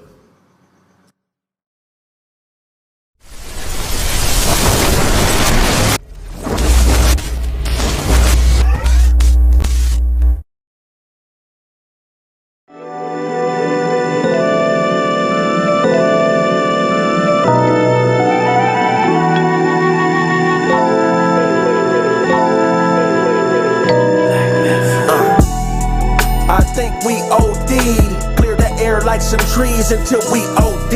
I might move a little fast and didn't plant no seeds, but I'm man enough to say that we OD'd. I think we OD'd. Clear the air like some trees until we OD. I might move a little fast and didn't plant no seeds, but I'm man enough to say that we OD. When I buy it, you buy it, but ain't nobody selling shit. Jealous of the fetishes when ownership's the medicine.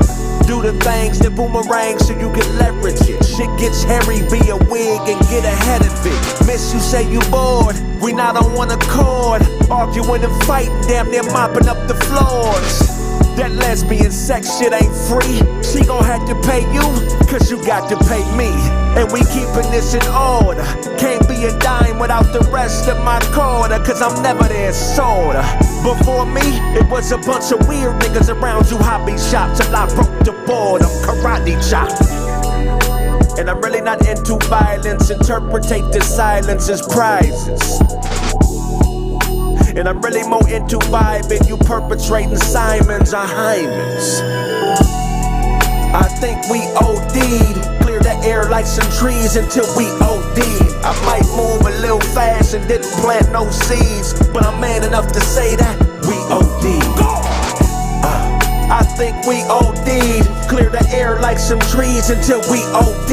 I might move a little fast and didn't plant no seeds, but I'm man enough to say that we OD. My neighbor Dan lost some weight, but he ain't came too far. Hit that alarm 1,500 times a day trying to show you his car.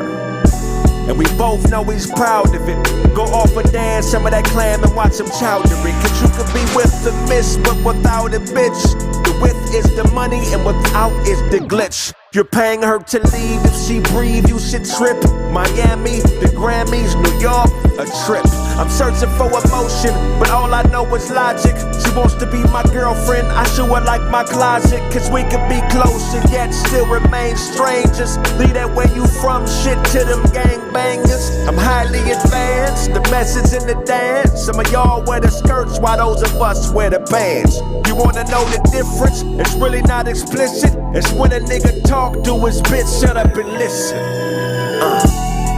I think we OD'd. Clear the air like some trees until we OD. I might move a little fast and didn't plant no seeds, but I'm man enough to say that we OD'd. I think we OD'd. Clear the air like some trees until we OD. I might move a little fast and didn't plant no seeds, but I'm man enough to say that we OD'd.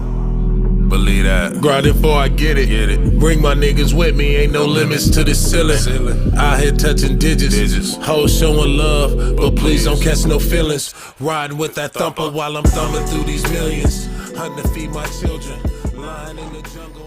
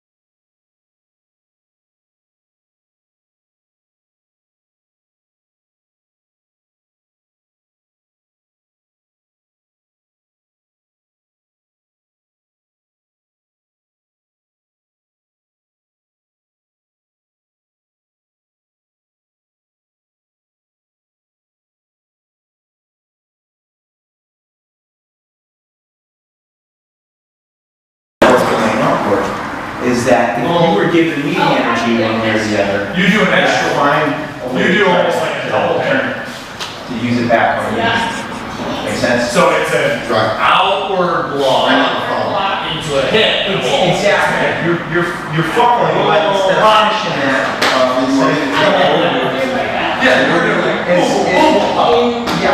when I'm giving you the energy, see if you can bring it. Here's where you go back to the thing with yesterday. Yeah, right. You got your elbow, you've got all these other things. Nice. What can you play this? With me whenever the takedown did happen? What body position was the other? Yeah. So here. And he started moving. Right? I don't know about that. He's big. He's got, I said, okay. So that elbow should go, so there it is. And that elbow should go right down. So how about you let her actually run? Did you catch the knee lift to go? No. But that was, did you see what happened? This was, but that went, If I didn't have this, I wouldn't have given that up because I could tell from him standing. That was a bother. Oh yeah. You know, that was only one at the best. Well, just getting poked. He knew what I could do. Random fingernail. He knew I could do this. Okay. So I didn't want to get that up when we came down. I had this all the way through. Yeah. So when we came down, So I have a yard, and I always have one in the chamber. Absolutely. And I can use, This is what I think it is. my hips to help me out a little bit. go ahead.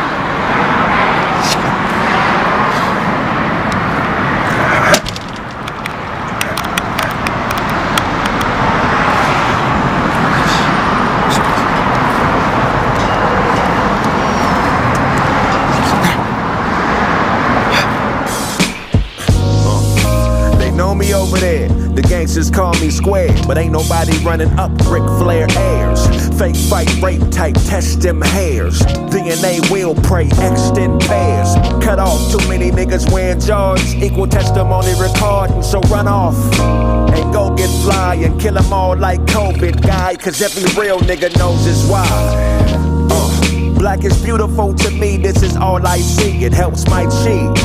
No more buying bricks, I only buy IPs. The jack of man gon' starve and need to buy IVs. I'm not a street nigga, that's repeat nigga for defeat nigga.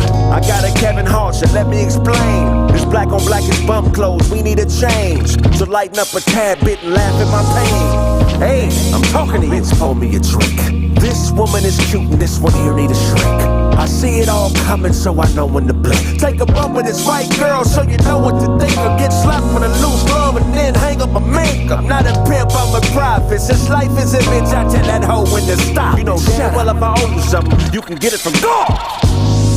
Brother, you're a god and it's my favorite earth. At war with these mortals, never wager thirst. Make her taste it first. Finger dipped in slurp. If pussy smelled like a gator burp, that's where danger lurks. Look, man, Lena's damn near head round, hit the brakes and pause. You are not a tough guy, those withdrawals cause nausea to body aches, closing walls. Pistols pop for addiction, exposed to cause. Throwaway shooter, you'll be dead in a week and I'll be in Bermuda. Coded calls, easy puller, leave if not constructive.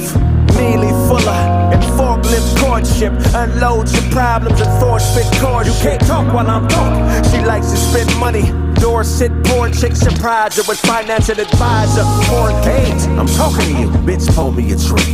This woman is cute and this one here need a shrink. I see it all coming, so I know when to blink. Take a bump with this white girl, so you know what to think. Or get slapped with a loose glove and then hang up a mink. I'm not a pimp, I'm a prophet. Since life is a bitch, I tell that hoe when to stop. You know damn well if I owe you something, you can get it from God.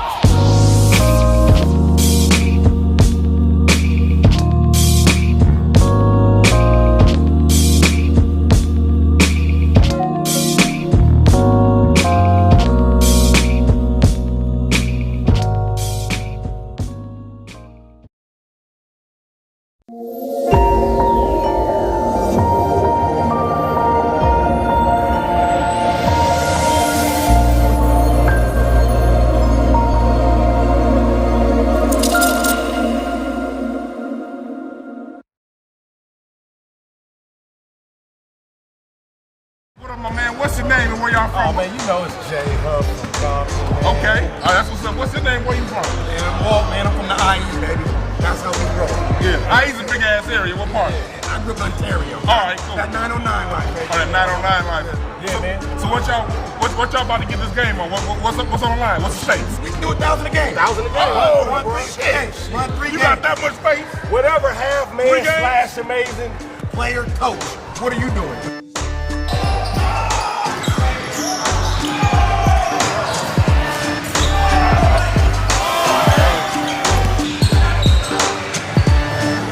Hey man, Marley came out with the victory, won the bet. That's the 3K. Look, if you got a squad, man, sign up, hit that inbox, man. You can come play. Last 2 games was overtime too. Oh yeah, they both. Last 2 games they cheated us a little bit. You can win another way, man. Playing the refs, man. You ain't take my money next time, though. I guarantee that one, though.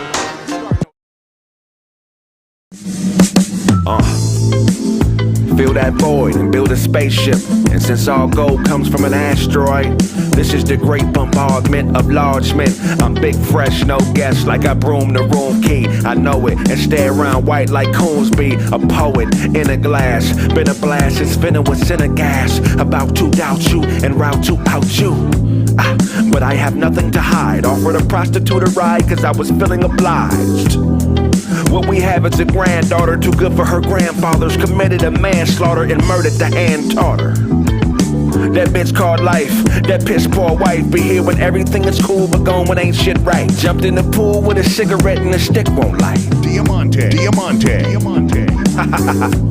Check it out, man. Download that Chill Withers album, man. Chill.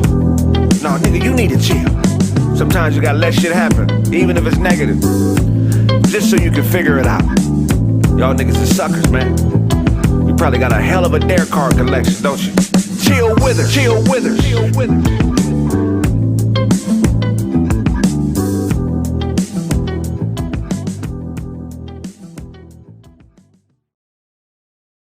Guess what, y'all? I have a new product. It's called the 6'9" Snitch Finger. Show do not have a goddamn. Is that a lace front beard? You just put it on. Hey, man, I'm about to get, man. I wish I knew who the fuck said that shit. And point to the person you're snitching on. Bitches go home for Christmas. Man, I ain't It was this nigga. It was that nigga here. It was this nigga here. This nigga here. I wanted to go home, nigga. $25 plus shipping and handling.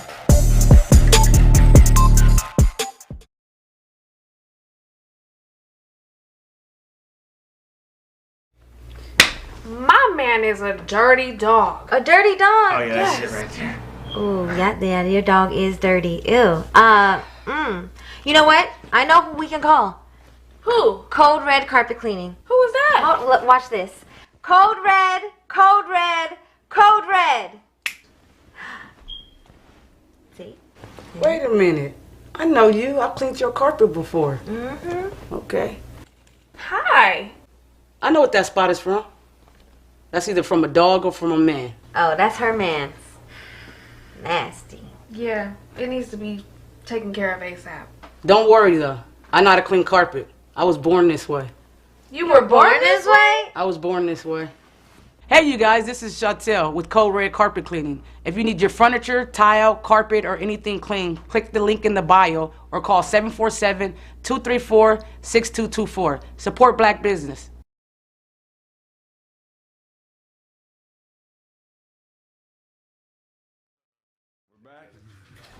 Hey man, this show today was sponsored by one of my favorite brands, Manscaped. Manscaped, man. Go to manscaped.com/Kraig and get 20% off your purchase with free shipping. Look, man, get that 4.0 trimmer.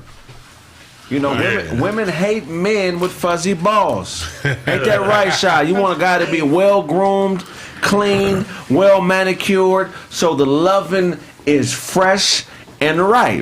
Exactly. Go to manscaped.com, get 20% off, you know, and put yourself in the game, man. Smooth balls. Smooth balls. Smooth them out. They also have an advanced skin-safe technology that reduces cutting and abrasions on your skin when you shave. Go to manscaped.com, man. Get your man. Put yourself in the game. Manscaped. Get your balls off the wall and put them in the game. Get your balls off the wall.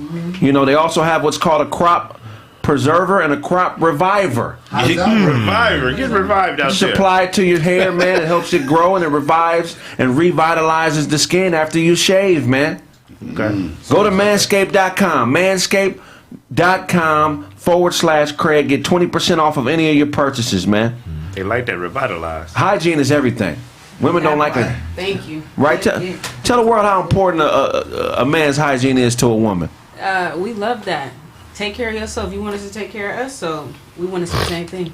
Manscaped, man. Go to manscaped.com/Kraig. Get that 20% off your purchase with free shipping.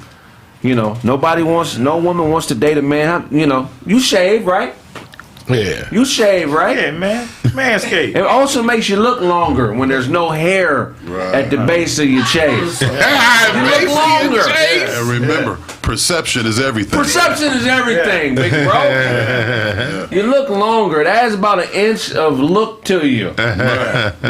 Can it get rid of the afro behind your balls? It can get rid of the afro behind your balls, man. Brother.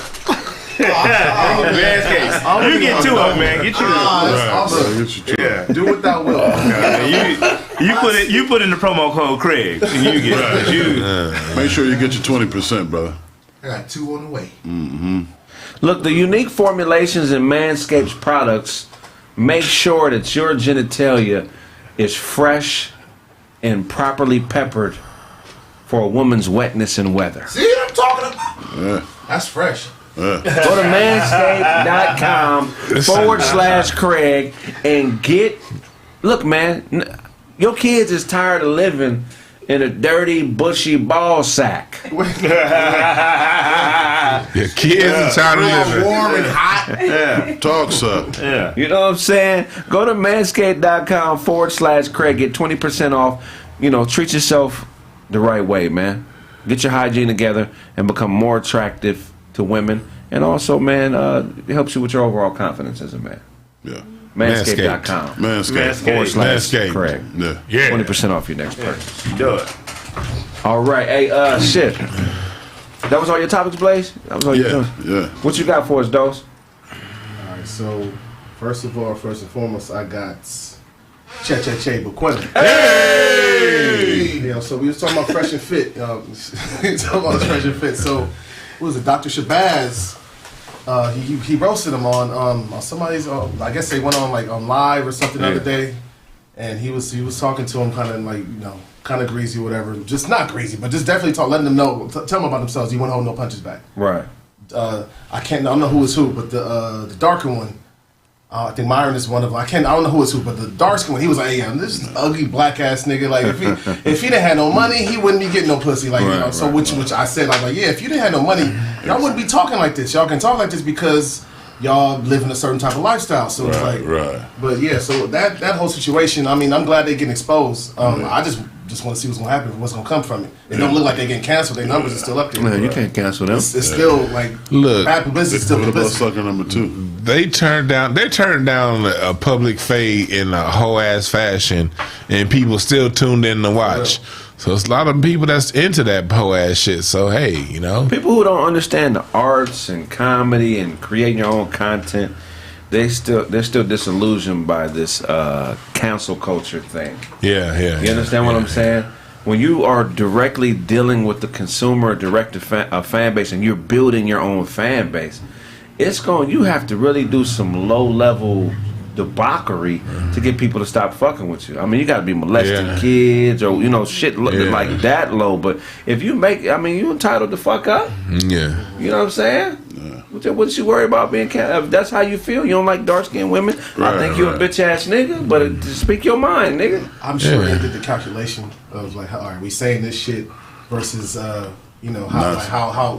polarizing it's gonna be. Right. We'll take that because at the end of the day, they're not gonna fight nobody. We know that. We know that. They're not gonna fight nobody. Reaching out, but they ain't doing that. It's for shock value. It feels like you went out of your way It's one thing to say I don't fuck with black women. Fine. Yeah. It's another thing to start calling night riders and all the racial shit. I don't think neither one of those statements are cool. I don't fuck with them, or even deeper. What you don't do is what you don't do. You know what I'm saying? Right. Nobody know who I fuck or what I fuck. You know why?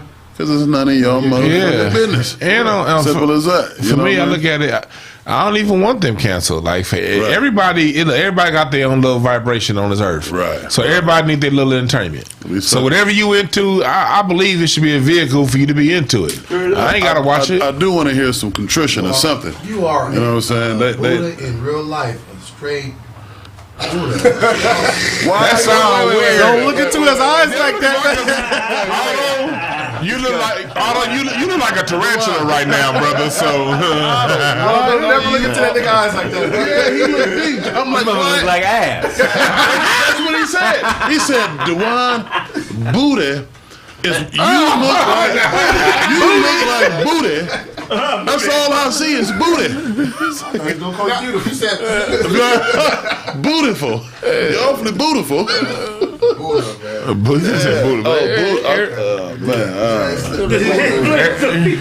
don't know what's going on, man. You know Freedom of speech is a beautiful thing. It is. Everybody got their own way. Yeah. No, because let's keep it 100 on this topic. Women are worse than us when it comes to that type of shit. Yeah. So let's talk about that, because if she was a woman that said I like men, and she said I only like men that are tall, dark, and handsome, there would be no backlash. True. So let's stop the double standard for the bitches. Yeah, that's one of his arguments. Straight up and down. Let's stop the double standards. I mean, freedom of speech goes to everything. Yeah. If a KKK rally happens up the street, I'm not gonna tell them to stop their shit. It is none of your business. You know, it is a double standard though. So we gotta allow some shit, just like we want. They gotta allow some shit. Now, when she say tall, dark, and handsome, we know what the fuck that mean. 90% of the time, she dreaming. Right. You know what I'm saying? She dreaming of some other semen, and that's cool. But that's no different than us talking about, you know, I'm gonna have the baddest or the finest or the, we all like to dream. You know what I'm saying? Yeah, it's all right, man. You don't interrupt mine. I won't interrupt yours. You know what I'm saying? Yeah. Did you hear about that Fresh and Fit shit? No, what's that? But it's a podcast where one of the dudes basically say he don't like dark skinned girls. He don't like the darky. What did he say? He said he called him like Shaniquas and LaShondas, whatever he called them, like night riders in a room full of women, right? No, that one was just them two. He said it was just them two. It was just them two. What you think? Go ahead. I mean, it's one thing to have a preference, because everybody has a preference. Like you said, tall, dark, and handsome. Ain't nothing wrong with somebody like that. Thank you. I and appreciate you are it. not wishing and dreaming. You can get that if you want to. I don't know about that part, but with that, he didn't have to go saying Shaniquas and all that other shit. You got me fucked up. You ain't have to say all that. You could have just said black girls. Really? That's it. Yeah. Okay. I said his delivery was what was fucked up. Yes. Like you can have a preference, fine. It's fucked up, but you can have that preference, fine. Some people, I only date black women. Yeah. So you can say you only date whatever. Yeah, that's fine. that's Good with fine. you. Right. But you to go the extra mile, like you start name calling this shit. But that's the best. You get to do When a motherfucker hates in detail, that's entertaining. That's Like, when I that's hear what they were going for. like certain white boys, when you hear I hate fucking darky, monkey meat, motherfucking banana eating, like when they go into that type of detail, That shit do be funny as that hell. should be funny That shit than be a funny. It'd be funny motherfucker. to watch, but it ain't gonna be funny to see it in person. Because it just You know ready to go. You be ready to go if you was right here at the table talking about you darky motherfuckers. Like, hey, turn the cameras off, goddammit. I ain't gonna lie, Blaze. I'm to the point where I might not give a fuck. I ain't got that much money yet. Right, I'm still willing to catch That can hurt me, man. So all a motherfucker do is all a motherfucker got to do is call you a nigger, and they can get you to do what they want you to. They can get you to do what they want you to do. It's not even like that. But it's like you're not gonna sit there and disrespect me, nothing like that. No. Like you think that's what you think, fine. But if you right here talking that shit, for real, that's what we are. That's what I am. Do somebody like we gonna have a serious conversation, and it's probably gonna get physical. And like on top of that, people see it. Okay, you want to equate all dark skin back culture. Are you black? Yeah, of course. You are. Yeah. I'm black, you luncheon, nigga. We all in this together. This nigga acting like we all in this together. He mixed like I'm mixed. That's why he talk that shit like he mixed like I'm mixed. The United States doesn't recognize mix. They recognize black. You know, you're not black, nigga. They recognize. You know? Do you know? Nigga, I am black. You're not black, nigga. Nigga, and I got a picture of my 6 times great granddaddy, 1855, Mississippi, that got his slave. That was a slave that got his land taken. That nigga was lighter than you. All this white side bullshit you hoe ass niggas is talking. Both my parents is black, nigga. Who told you I had a white parent, nigga? These niggas got imaginations. Just be making shit up, nigga. I'm on my Neely Fuller right now. All right, Kraig is making you niggas think. If somebody call me a nigga, that don't mean shit to me. I'm not a nigger. You're not, but here's what I'm saying with it. When it comes to like they said what they said, equating all black society with the worst of us. Okay, if we come back and we start talking about what's going on in the Sudan, where you from, right, nigga, it can get really ugly. Right. And if we start talking about you come from places in Saudi Arabia, you know, in Arabia, where the fuck you from? I mean, if I start going to your culture and start going into the worst of your culture, now all of a sudden, as an American, we punching down. All that was too much. You're racist and shit. So like, no. So like, I don't mind them doing that as long as when I come back with the worst of your culture, you can take it. But most people can't. What say to the black people who like the foundational Black American who does the same thing? To them, they call people African booty scratchers back in the 5th grade. I'm not talking about the foundation Black American who does not date black women. Who says it? Like, because it's niggas born and raised here. To them, I say the same. Just like you who would say, hey, no, I don't like this. I don't date black women. No, this whole thing. I was talking about specific. That's why. No. I would get into the culture because he's getting into the culture. If he said I don't like dark skinned women, I'm okay, fine. So now I'm saying now we have that same issue, but let's say he's American, he does that because there is niggas out here. I know you know niggas who think that way, who talk that way. It ain't just because they African or they from wherever. Yeah. Let's not put it on that. Let's put on like no. It's what's wrong is wrong. What's wrong with what they said. Because it's niggas who from here who say the same shit. What you gonna say to them? If you go to my last broadcast, I did 2 hours on this subject, so talking about black. I'll tell you what I said. What would you say to them? To them, nigga, I talk about the psychology behind it, the fact that they don't like their own mamas, the fact that they have no self-love, and they come from, because there are segments of black society that I don't fuck with. And I will, and at the same time, I still love them because they black. And if a white person, if someone from another culture comes around, nah, that's my family, I'm gonna defend them. But as long as other cultures ain't around, I don't fuck with certain elements of black society. But I do allow them the space to exist. But if another culture comes in, putting all of us you talking about being on code? with that function, I'm gonna be on code with my people. Now at the same time, if because when I'm talking about a black person who doesn't like dark-skinned black women, in my mind, I'm speaking about other foundational black Americans. I don't even consider immigrant blacks when I'm having conversations about black people. I'm not saying you do. I'm saying, but I'm saying when I do my broadcast, I don't consider. I'm talking. I'm saying. No, you are. You are. But no, you definitely. No, I consider your blackness, but no.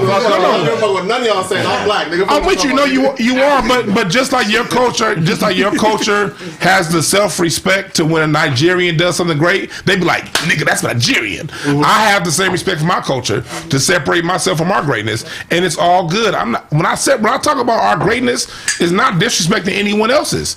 Right. It's just pointing out a story that has not been told. Exactly. That's all. And we should all be able to respect it. Sound good as a motherfucker, but at the end of the day, black is an artificial term. It means nothing. There's no land mass attached to it. There's no finance attached to it. There's nothing refilling that can revitalize the community attached to it. It's just an empty phrase that has no accountability to it. Black to me is what you're doing.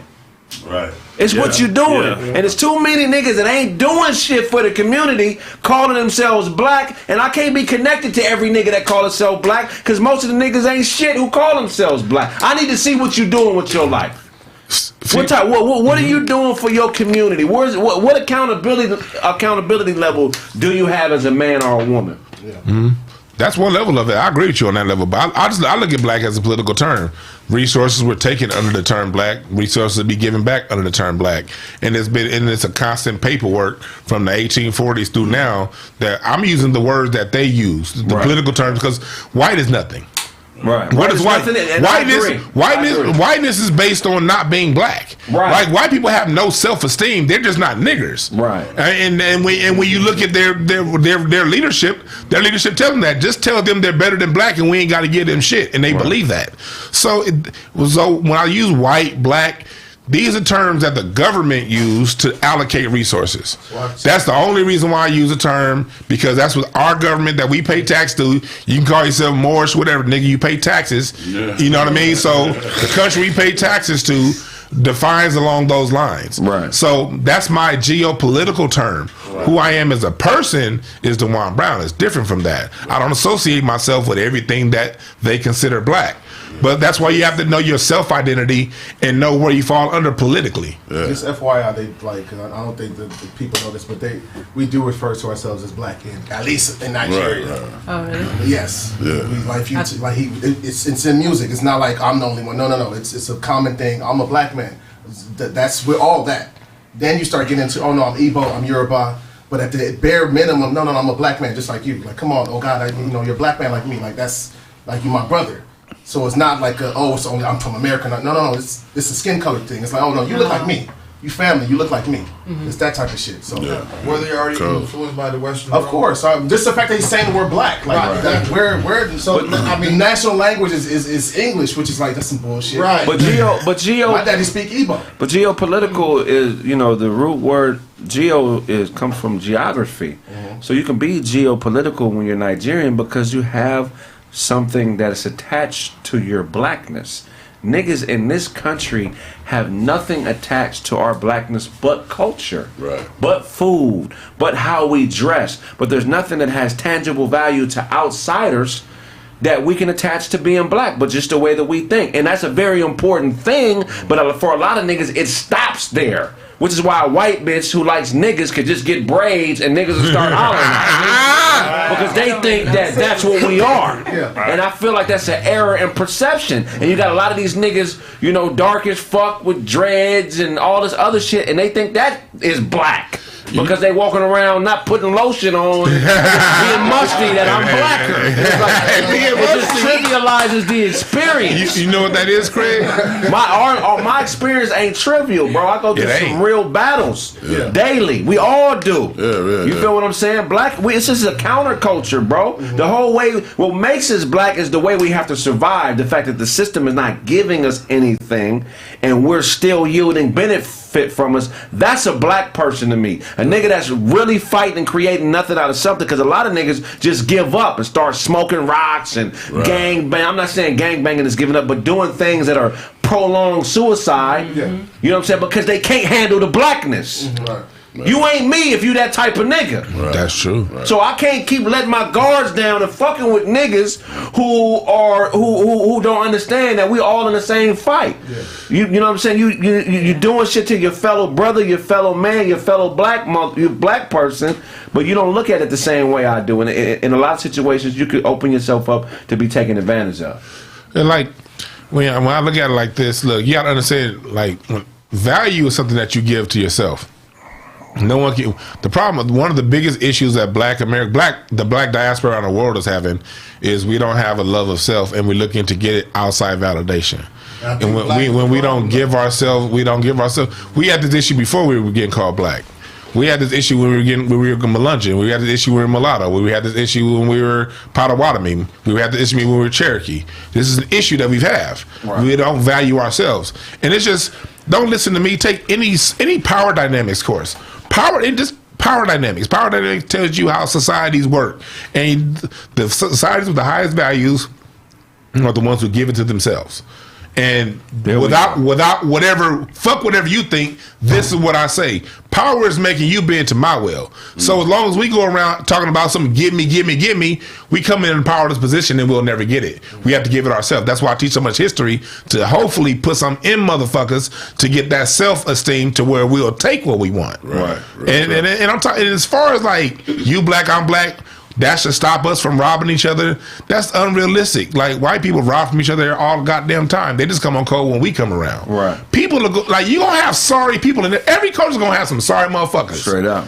Every culture's gonna have. You look at drug stats. 16% of your culture's gonna do drugs. I don't care if you're white, Mexican, Asian, whatever. So ain't shit people gonna be ain't shit people. You still gotta keep your guard up. Like, just because you black don't mean you good. It's a bunch of sorry black niggas out there. You know I know. But you know, at the same time, when other cultures come against you, you band together to keep them niggas away like you do with your cousins. You know your cousins ain't shit y'all can fight, but can't nobody else fight my cousin. Straight up. That's how we gotta be. I agree 100%. And it just starts with that accountability, man. Because blackness is too precious to just let a motherfucker, any old person, think they can do anything with it. Exactly, I agree with that. There's so many imitation niggas out here, and they comfortable. It's like, if I was a false flagging gangbanger nigga, and I would, you know, and I wore all red in a Crip neighborhood, I would be uncomfortable doing that, because the Crip niggas have established a code. Like, you gotta answer for that, nigga. Where you from? But with the blackness, niggas don't have to answer for none of the bullshit they do when they perpetrate a fraud on our culture. That's a problem. We let a motherfucking white girl get dreads, braids, say nigga, booty, all type of shit, and there's really no accountability for it. Yeah. So how valuable is it really? That's a good point, man. That's a good point. Yeah, somebody, you had a topic. Speaking on that subject, Alex Jones, it looks like we having like a white supremacist infighting going on. So as black folks, we need to take notices. Alex Jones dropped an old video of Joe Rogan, because you know when Rogan got that Spotify podcast, it scrubbed a lot of his old shit. Alex Jones dropped a video of Joe Rogan calling black people monkeys and going into a Planet of the Apes. He said he went into a black neighborhood in the video. And he said there were no people around. It was like Planet of the Apes. It was in Africa, he said? Yeah. He said, I felt like I was in Planet of the Apes. Yeah. He didn't directly call niggas monkeys. He insinuated that this was like a wild jungle.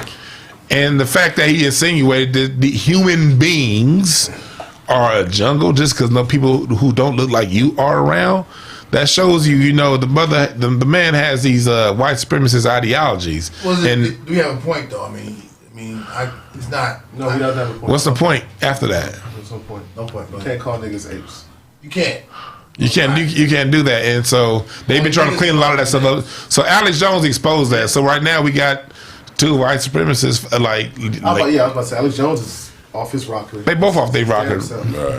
But they starting to fight each other. Black people, let's laugh and let's take notes. They used to be. Let's take notes. They used to be friends. I'm They sure. used to be close friends. Because they hung out often. So that's weird to see. Yeah. So was he telling a joke, or he was just telling? He was telling the story, but it goes to show like a lot of black people think just because this person listens to hip hop and smokes weed, they down. But we shouldn't give a fuck about this article. Why? Are we monkeys? No. We don't give a fuck. It's just this is just some niggas out there that be thinking.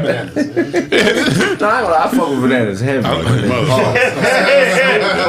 get that. Heavy. I always catch you with a banana. On a sideball, niggas. A sideball, heavy.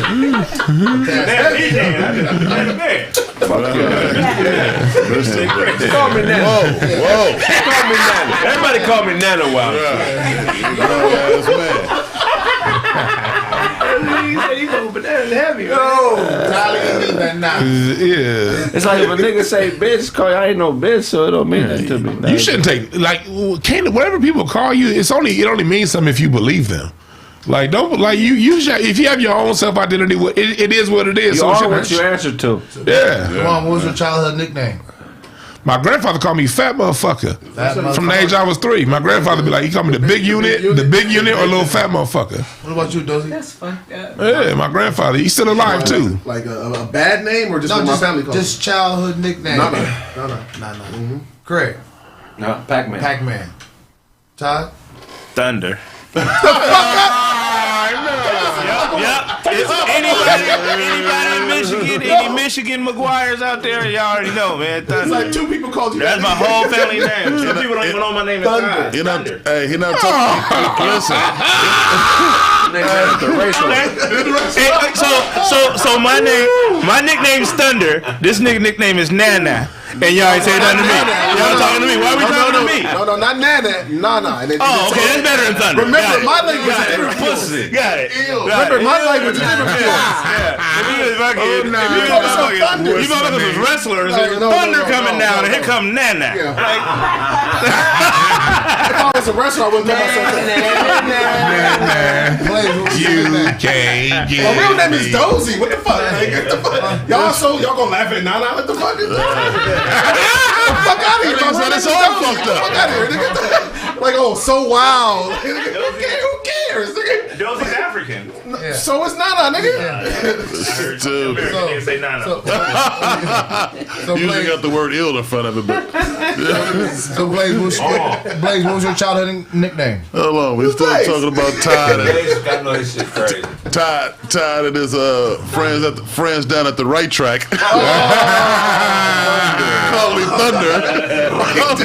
Call me Thunder. Thunder, man. Little Thunder. Childhood. That's my dad called me, man. Your dad called you? Yeah. Your dad? Why? Yeah. They said I didn't cry a lot, but when I cried, it was loud like thunder. So I got the nickname Thunder. That's the story they told me, nigga. I was one. Blaze, childhood nickname. This doesn't fit. Blaze don't want to tell it. Bad boy Blaze, what they call it. I call you Blaze, nigga.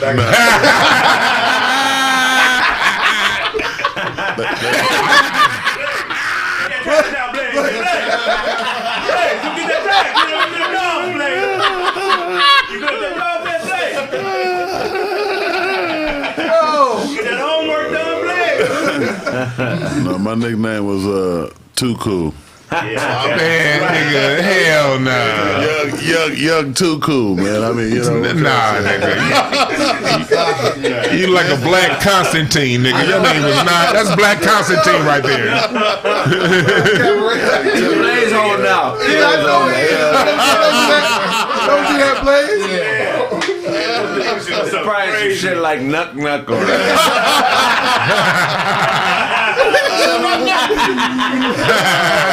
Man.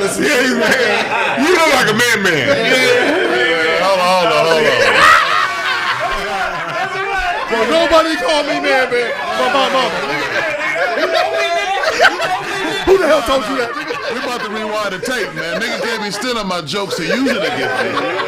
I just said that about show. You did? Yeah. It said crazy eyes.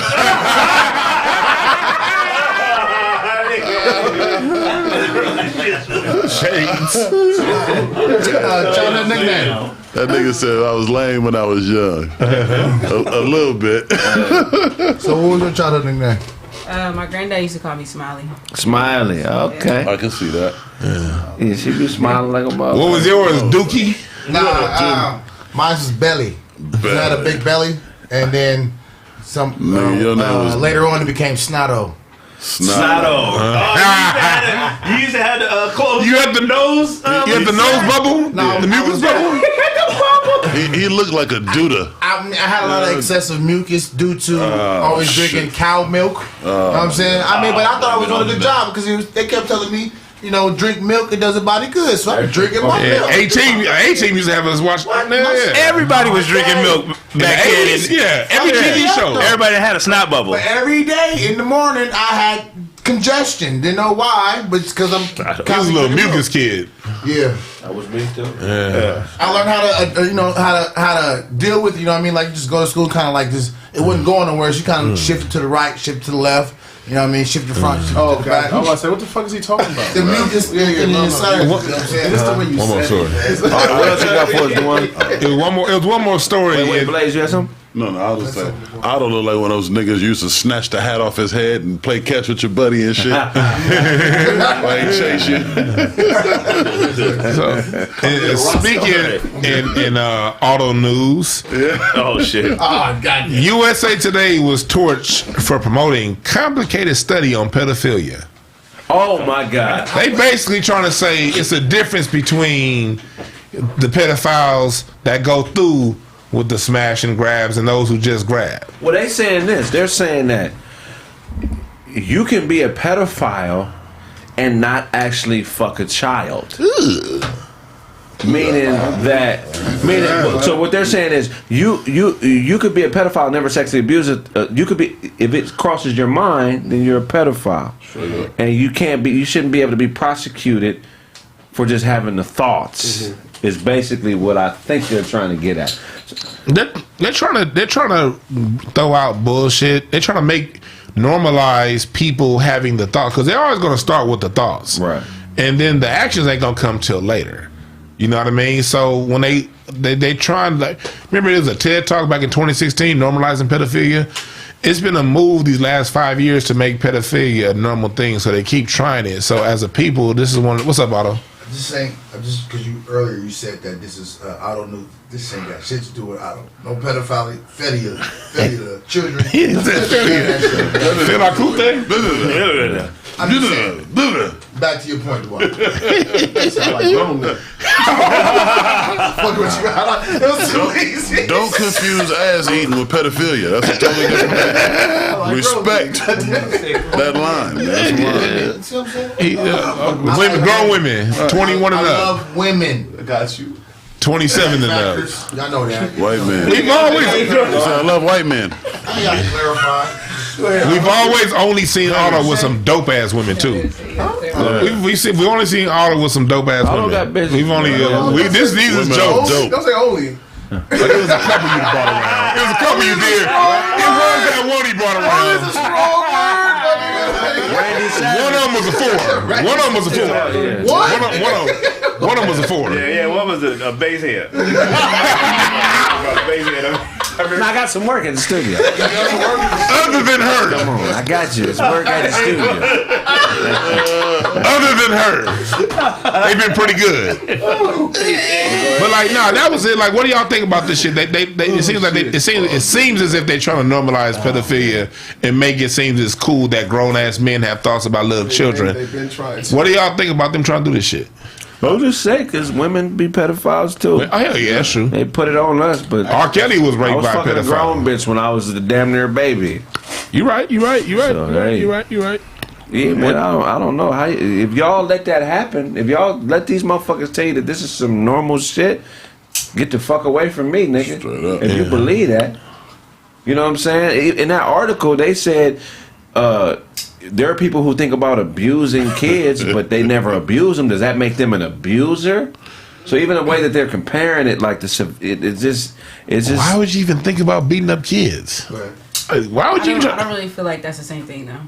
Talk about. I feel like if you gonna say that that's a thing now, you got to be willing to deal with those consequences after, because you're not gonna touch my kids. Yeah. Period. Like, you'll go to jail. I'm gonna go to jail killing you, because ain't no way. Right. Yeah. That's not a normal thing. But some parents, those little kids got to R. Kelly's concert by way of a parent. Right. You know what I'm saying? A lot of this shit going down. So some of these parents is fucking. You know, they should be charged right along with. I agree with the parents. I agree with that. Yeah, definitely pandering. They ain't doing the pimping. They pandering like a motherfucker. They be signing over their kids' rights. Right. They just trying to get money. Right, and that ain't cool. Like, you know, if you're going to sell your daughter for some money, well, I guess it's the same thing, because now they selling their daughter for some money. Right. Tell your story now, you know, so we can get paid. You know? That's some sick shit. It's fucked up. The biggest problem with it is that we live in a free country. We forget that we live in a nation that's just free, so everybody has the right to do or say whatever they want. If the nation was like under like a strict religion or something that was sort of strict, most people don't want to have rules and guidelines. What? But we do have rules against that. Talking about? You can't fuck a 7-year-old. That's a crime. I'm talking about faith-based. Fuck faith. We talking about laws here. I know, but a lot of the laws, everything, because it's a free world. Like United States is a free country. It's not like a country that's ran by like the Bible. This place ain't free. Not at all. It is free. That's why you have LGBTQ, and it's free. It started here. If it was free, we wouldn't have a damn prison industrial complex. But that's why. That's why Eastern worlds don't like us, because the Western world is fucking up. You know, it's contaminating everybody else. Like everybody else is strict, and then they looking at what America's doing. They're like, well, shit, if America do it, then we should be able to do it. We should have, we should be able to do this and do this and do it just like this and wear this and wear that and do whatever. And then it's like, hold on, this shit is getting wetter and wetter and wetter and more free and more open and more open. I get you what you're saying, like as far as socially, we are free and open socially, but the laws still state if you go fuck at 9-year-old, you go to jail. That's still the law. So why is USC? Why talking about it? But I'm saying, talking about it and thinking about it, are you talking about like talking about it? Yeah, just for someone to even have an argument to discuss that they have a right. Yeah, to even bring it as a concept or create it as an illness or people like, okay, well, I'm okay to do this, or I can be a male and be LGBT. They could talk about whatever. No one's putting these people in jail for talking about this stuff. That's what Kraig was people are getting put in jail for doing it. That's what I'm saying. Like you can be. So now they're trying to make it to where like you should be able to be put in jail for just even speaking. Well, just having the thoughts. Well, they're saying that you have to separate people who have the thoughts and just talk about it from the people who actually do it. What they're trying to say, they're making a social argument that we should socially accept people who talk about pedophilia. Right, and don't fuck kids. How would they be talking about it? We're just trying to make it allow people to have just open discussions about not around me. Besides being born that way, pedophilia is the #1 contributing factor to the LGBT community. Right. You feel what I'm saying? So I wouldn't doubt if they had something to do with these types of agendas being pushed, because it's something that strengthens their cause. Now, I'm not saying that gay people are gay as the result, but there's a large population, especially within our community, of people who are that way because they were molested. You know what I'm saying? So you got to follow. You got to follow. Go ahead. So that's one of those, that is an illness, and I think that anybody comes out with that illness, we should have a special unit for that. Hey man, look, you got this illness. You're a waste of space, a waste of life, so we're going to take you over here, dump you in this pit over here. And don't worry, your energy will live on. You'll come back as something else. Exactly. We fucked up this time. And the cold part about it was between 1920 and 1980, this country had places like that. When they identified people with sick natures and shit, now you got to go live over there, homie. Well, they earmarked the money to go to prisons. Yeah. They used to have medical facilities for these people walking around talking to themselves and doing shit because their mind ain't right. But the prison industrial complex got smart and said, do away with that. Make that shit illegal, and we'll just put them in here and treat them like criminals instead of helping them. Yeah, people understand. In 1979, America had almost zero homelessness. Zero homelessness in 1979. Then when Reagan came in 1980, he said, hey, money go to everything but what the services like this. So that's not a foreign concept. It should be a place. Because you can identify some of these sick motherfuckers early.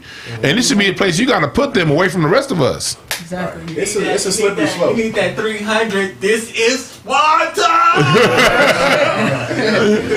Foot up your ass. That's why I think my dunk No, they might like it. It's a slippery slope because you start with this shit, then 10, 20, 30 years from now, it's gonna be okay. Well, we're not gonna decipher between the two. We're just they're all gonna be accepted. Yeah. This is the stepping stones for it's gonna be legal. Animals are in 30 years from now. Yeah, the animals gonna be after that. That's how they do it. They just trying to get you ready for it. They have especially the animals that are owned by single women who don't want to have kids and just have these pet dogs. If you could train a dog to eat pussy, niggas would be out of business. Come on. They would lead a woman. You think a lesbian can eat pussy better than a dog? Are you crazy? Niggas would be out of business, Blake. They already doing that. They already doing that. I don't know. You can't train up a dog to eat pussy. This ain't new. What kind of dog though? Like you don't want a pit bull down there fucking around. Yeah, if any dog eats your pussy, what kind of dog would it be? Come on. Exactly.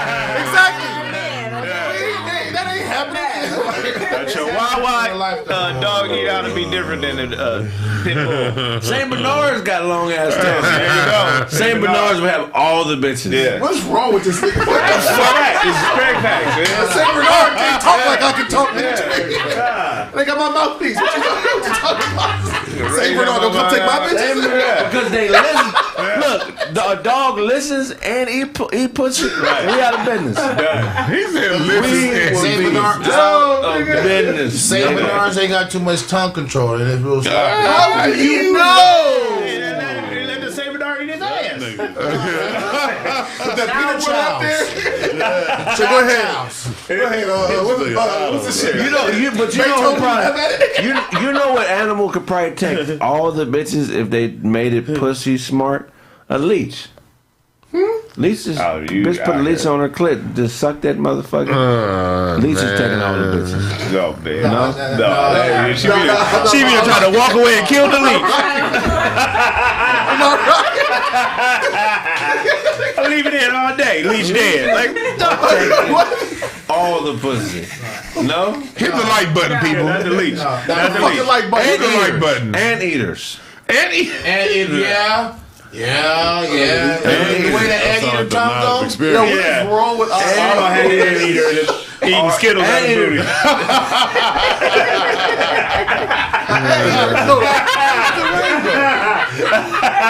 Anteaters taking all the pussy. No, hell, no motherfuckers will cut your lungs out, nigga. What you talking about? No goddamn aardvarks, nigga. Oh shit! You gotta train them right. You gotta cut the nails. Like literally will kill you. See, they're trying to eat some pussy. Body cut in half. Somebody said elephant trunk. Niggas run up on the anteater get shafted. Whoa. No, I was just talking about, shut up, nigga. I said, anteater. Shut up, nigga. Look at you. No pause button, nigga. Eating pussy right is not an easy thing to do. Why it ain't? It's what I'm saying is it's a task. Kraig be down there fucking around. Bullshit. That bullshit. He got the aardvark advantage over here, not using it. Then he got fucked on his head.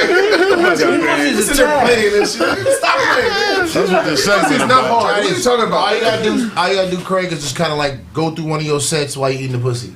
Right. If you eating pussy right, look, to really eat some pussy. That gives you intent. For real. You know what I'm saying? I'm not just talking about prep her so you can put dick in her. I'm talking about really eating some pussy, nigga. Yeah. At least 15, 20 minutes. Yeah. Okay. That's a Look, you nigga, the tap down. To really eat some pussy.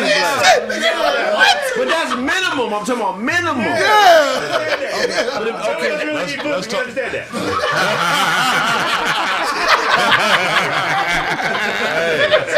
I'm talking about 15 minutes.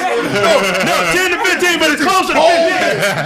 Consistently. 10 minutes and 45 seconds at least. The whole time. Y'all niggas gonna do Yes, that? nigga. I'm talking about non-stop eating pussy. Yes.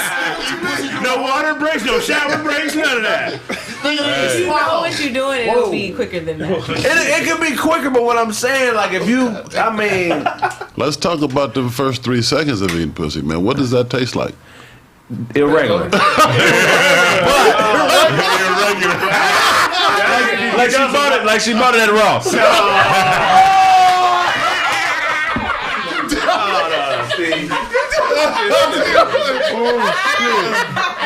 Like she bought it at Raw. You know what I'm saying? This nigga said pennies. Y'all need to get y'all some wipables. Y'all need to get some wipables or something. Hey, battery. Wow. Yeah. That first 3 seconds is a motherfucker. A motherfucker. I don't give a fuck what y'all say, man. Who y'all put your mouth on, nigga? Clean girl. What kind of put your mouth on? It's a motherfucker. Yeah, it's not that bad. It's really tangy. Like, what the fuck? It's not that bad. Go ahead and talk about it, big bro. They're not listening. Nigga, Tell us how sour it was. Like that salt and vinegar chips. Okay. Right. So, Wow. that first 3 seconds is like, 1987 sunflower seeds, hot sauce, and vinegar. Damn. Niggas just fuck up some stuff. You gotta stop. You gotta stop eating out girls. Policies. I call them policies. You gotta stop eating out girls after the gym, bro. That shit's all pastrami sandwich. Man, eat pussy. Delicious. Like, what you mean? Like, you think pastrami sandwich? Or, I mean, if you eat pork chitlins, you know what I'm saying? That's chitlins. The way the pussy tastes like chitlins.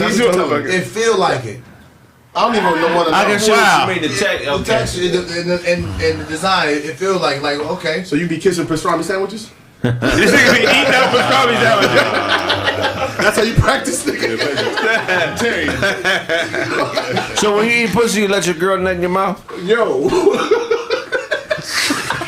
Look at his mustache.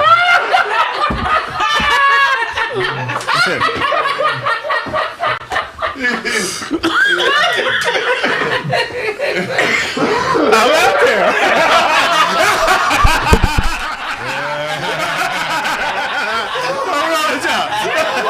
I'm over here like, go ahead. Tell the truth. You eat pussy. What y'all doing? Every now and 15 minutes. What's wrong with y'all? You getting up? Oh, did you nasty? What y'all doing? Right. Y'all want the fade, nigga. Y'all want the fade, nigga. That's why I'm here for so long. Yeah. He said, I ain't gonna bite the outside of the Twinkie and not get the cream filled. It's a waste, right? You ever have a bitch squirt on you when you ate her pussy? Yes. That's so disrespectful, but I love it. Tell him. You disrespectful. Yeah, you gotta tell me. I done bring you change of clothes, man. Wet shoulders. I mean, look, if you doing it right, you gotta expect that. See? Yeah. Real about it. Yeah. Not the squirt. We can't expect it. Right. Hey, the squirt is like everybody's. I'd be expecting the squirt. I got a question. I got don't do that. I got a question.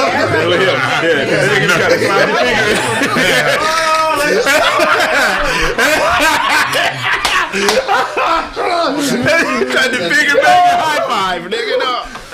That nigga wild. I don't know, but no, this nigga tried to do the fist and Otto tried to finger it. I got a question about squirting and shit though. Cause at first, man, it was like a thing, like, you know, you watch a porno or something, somebody squirting. Now everybody squirt. Everybody ain't squirting. Somebody out there pissing. They're tapping. Somebody pissing. Y'all tricking the system. But to get that squirt, you got to be finger banging her while you. Well, you don't have to be. See, It's also some people just squirt. Don't do that. Don't do that. Don't Somebody tell peeing. It's not true. Somebody peeing. I'm not going for it. peeing. I'm talking about a squirt. Yes, nigga. What you mean? So a lot of it's the evolution of women knowing their bodies more. Yeah. Before, women, you know, they were uneducated on how to have an orgasm. Now more women have an orgasm. Now more women are gushing juices naturally. Nigga, why are we listening to you? Motherfucking woman in the studio, you know? Well, yeah, go ahead. You're a woman when we don't got a woman. We got a woman. I see you.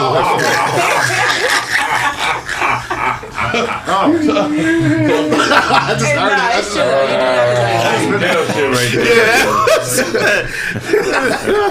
it. That's like, I can't even say 1 in 10. That's not 1 in 10. That's like. Well, I don't know. So 1 in 10 that squirt? You got no, it's way more than that. It's got my whole head wet. Right. It really depends because you can. You got your whole head wet. Yes, what you mean? Have you ever fake squirted on somebody? No, how do you do fake? that? I don't know. I don't think it's all real. That's probably pee. See, I know what I'm saying. Some of that, you forcing some of that out. Nigga dry his head off when you squirt on his head, or you make him let it. What do you do? You just I watch it drip first and then I help him. Watch it drip. Thank you. No more questions, Your Honor. Yeah, she done peed on somebody. It's not pee though. I swear it's not. Yeah. Thank you. I swear. Okay. We're gonna wrap the show up. I'll tell everybody where they can find you. You can find me on Instagram. It's AutoBots. You can find me on YouTube. AutoBots. You can find me on IMDb. AutoBots. You can find me on Twitter. Autobots. You can find me at your mama house. Autobots. You dig? But yeah, I love your life. I find him on the couch. I don't know. Never. Catch you wearing the blouse. Okay, Kool-Aid. Tell everybody where they can find you. Hey everybody, you can find me on TikTok _Shy Got Assets and on Instagram _Shy Got Assets, Facebook _Shy Got Assets, and YouTube, Shy. There we go. Or Shy Got Asses TV. Asses. Bad Boy Blaze. Shout out to myself. Double. That's what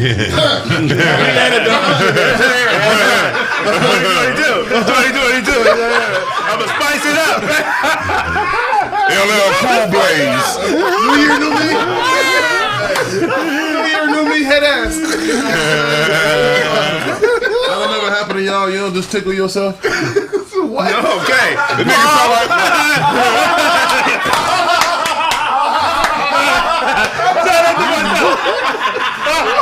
Stop it! Cut it out! Oh, you better stop! Oh, you better quit! The nigga Blaze sounded like Tweet.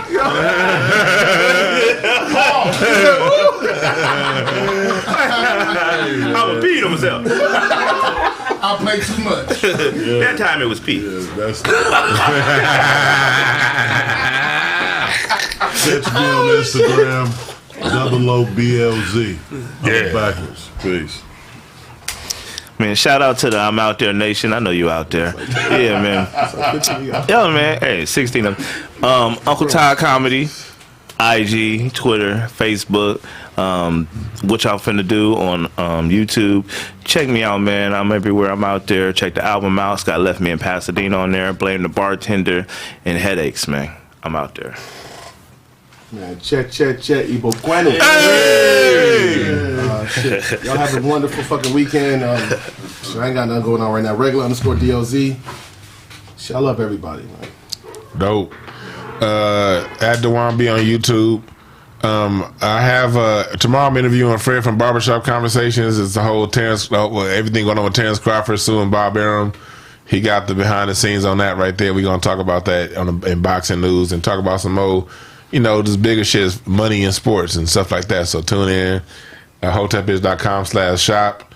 Got the website up, discounts and shit, free shipping, anything over $50. Kraig Facts, goddamn calm. Go fuck with him.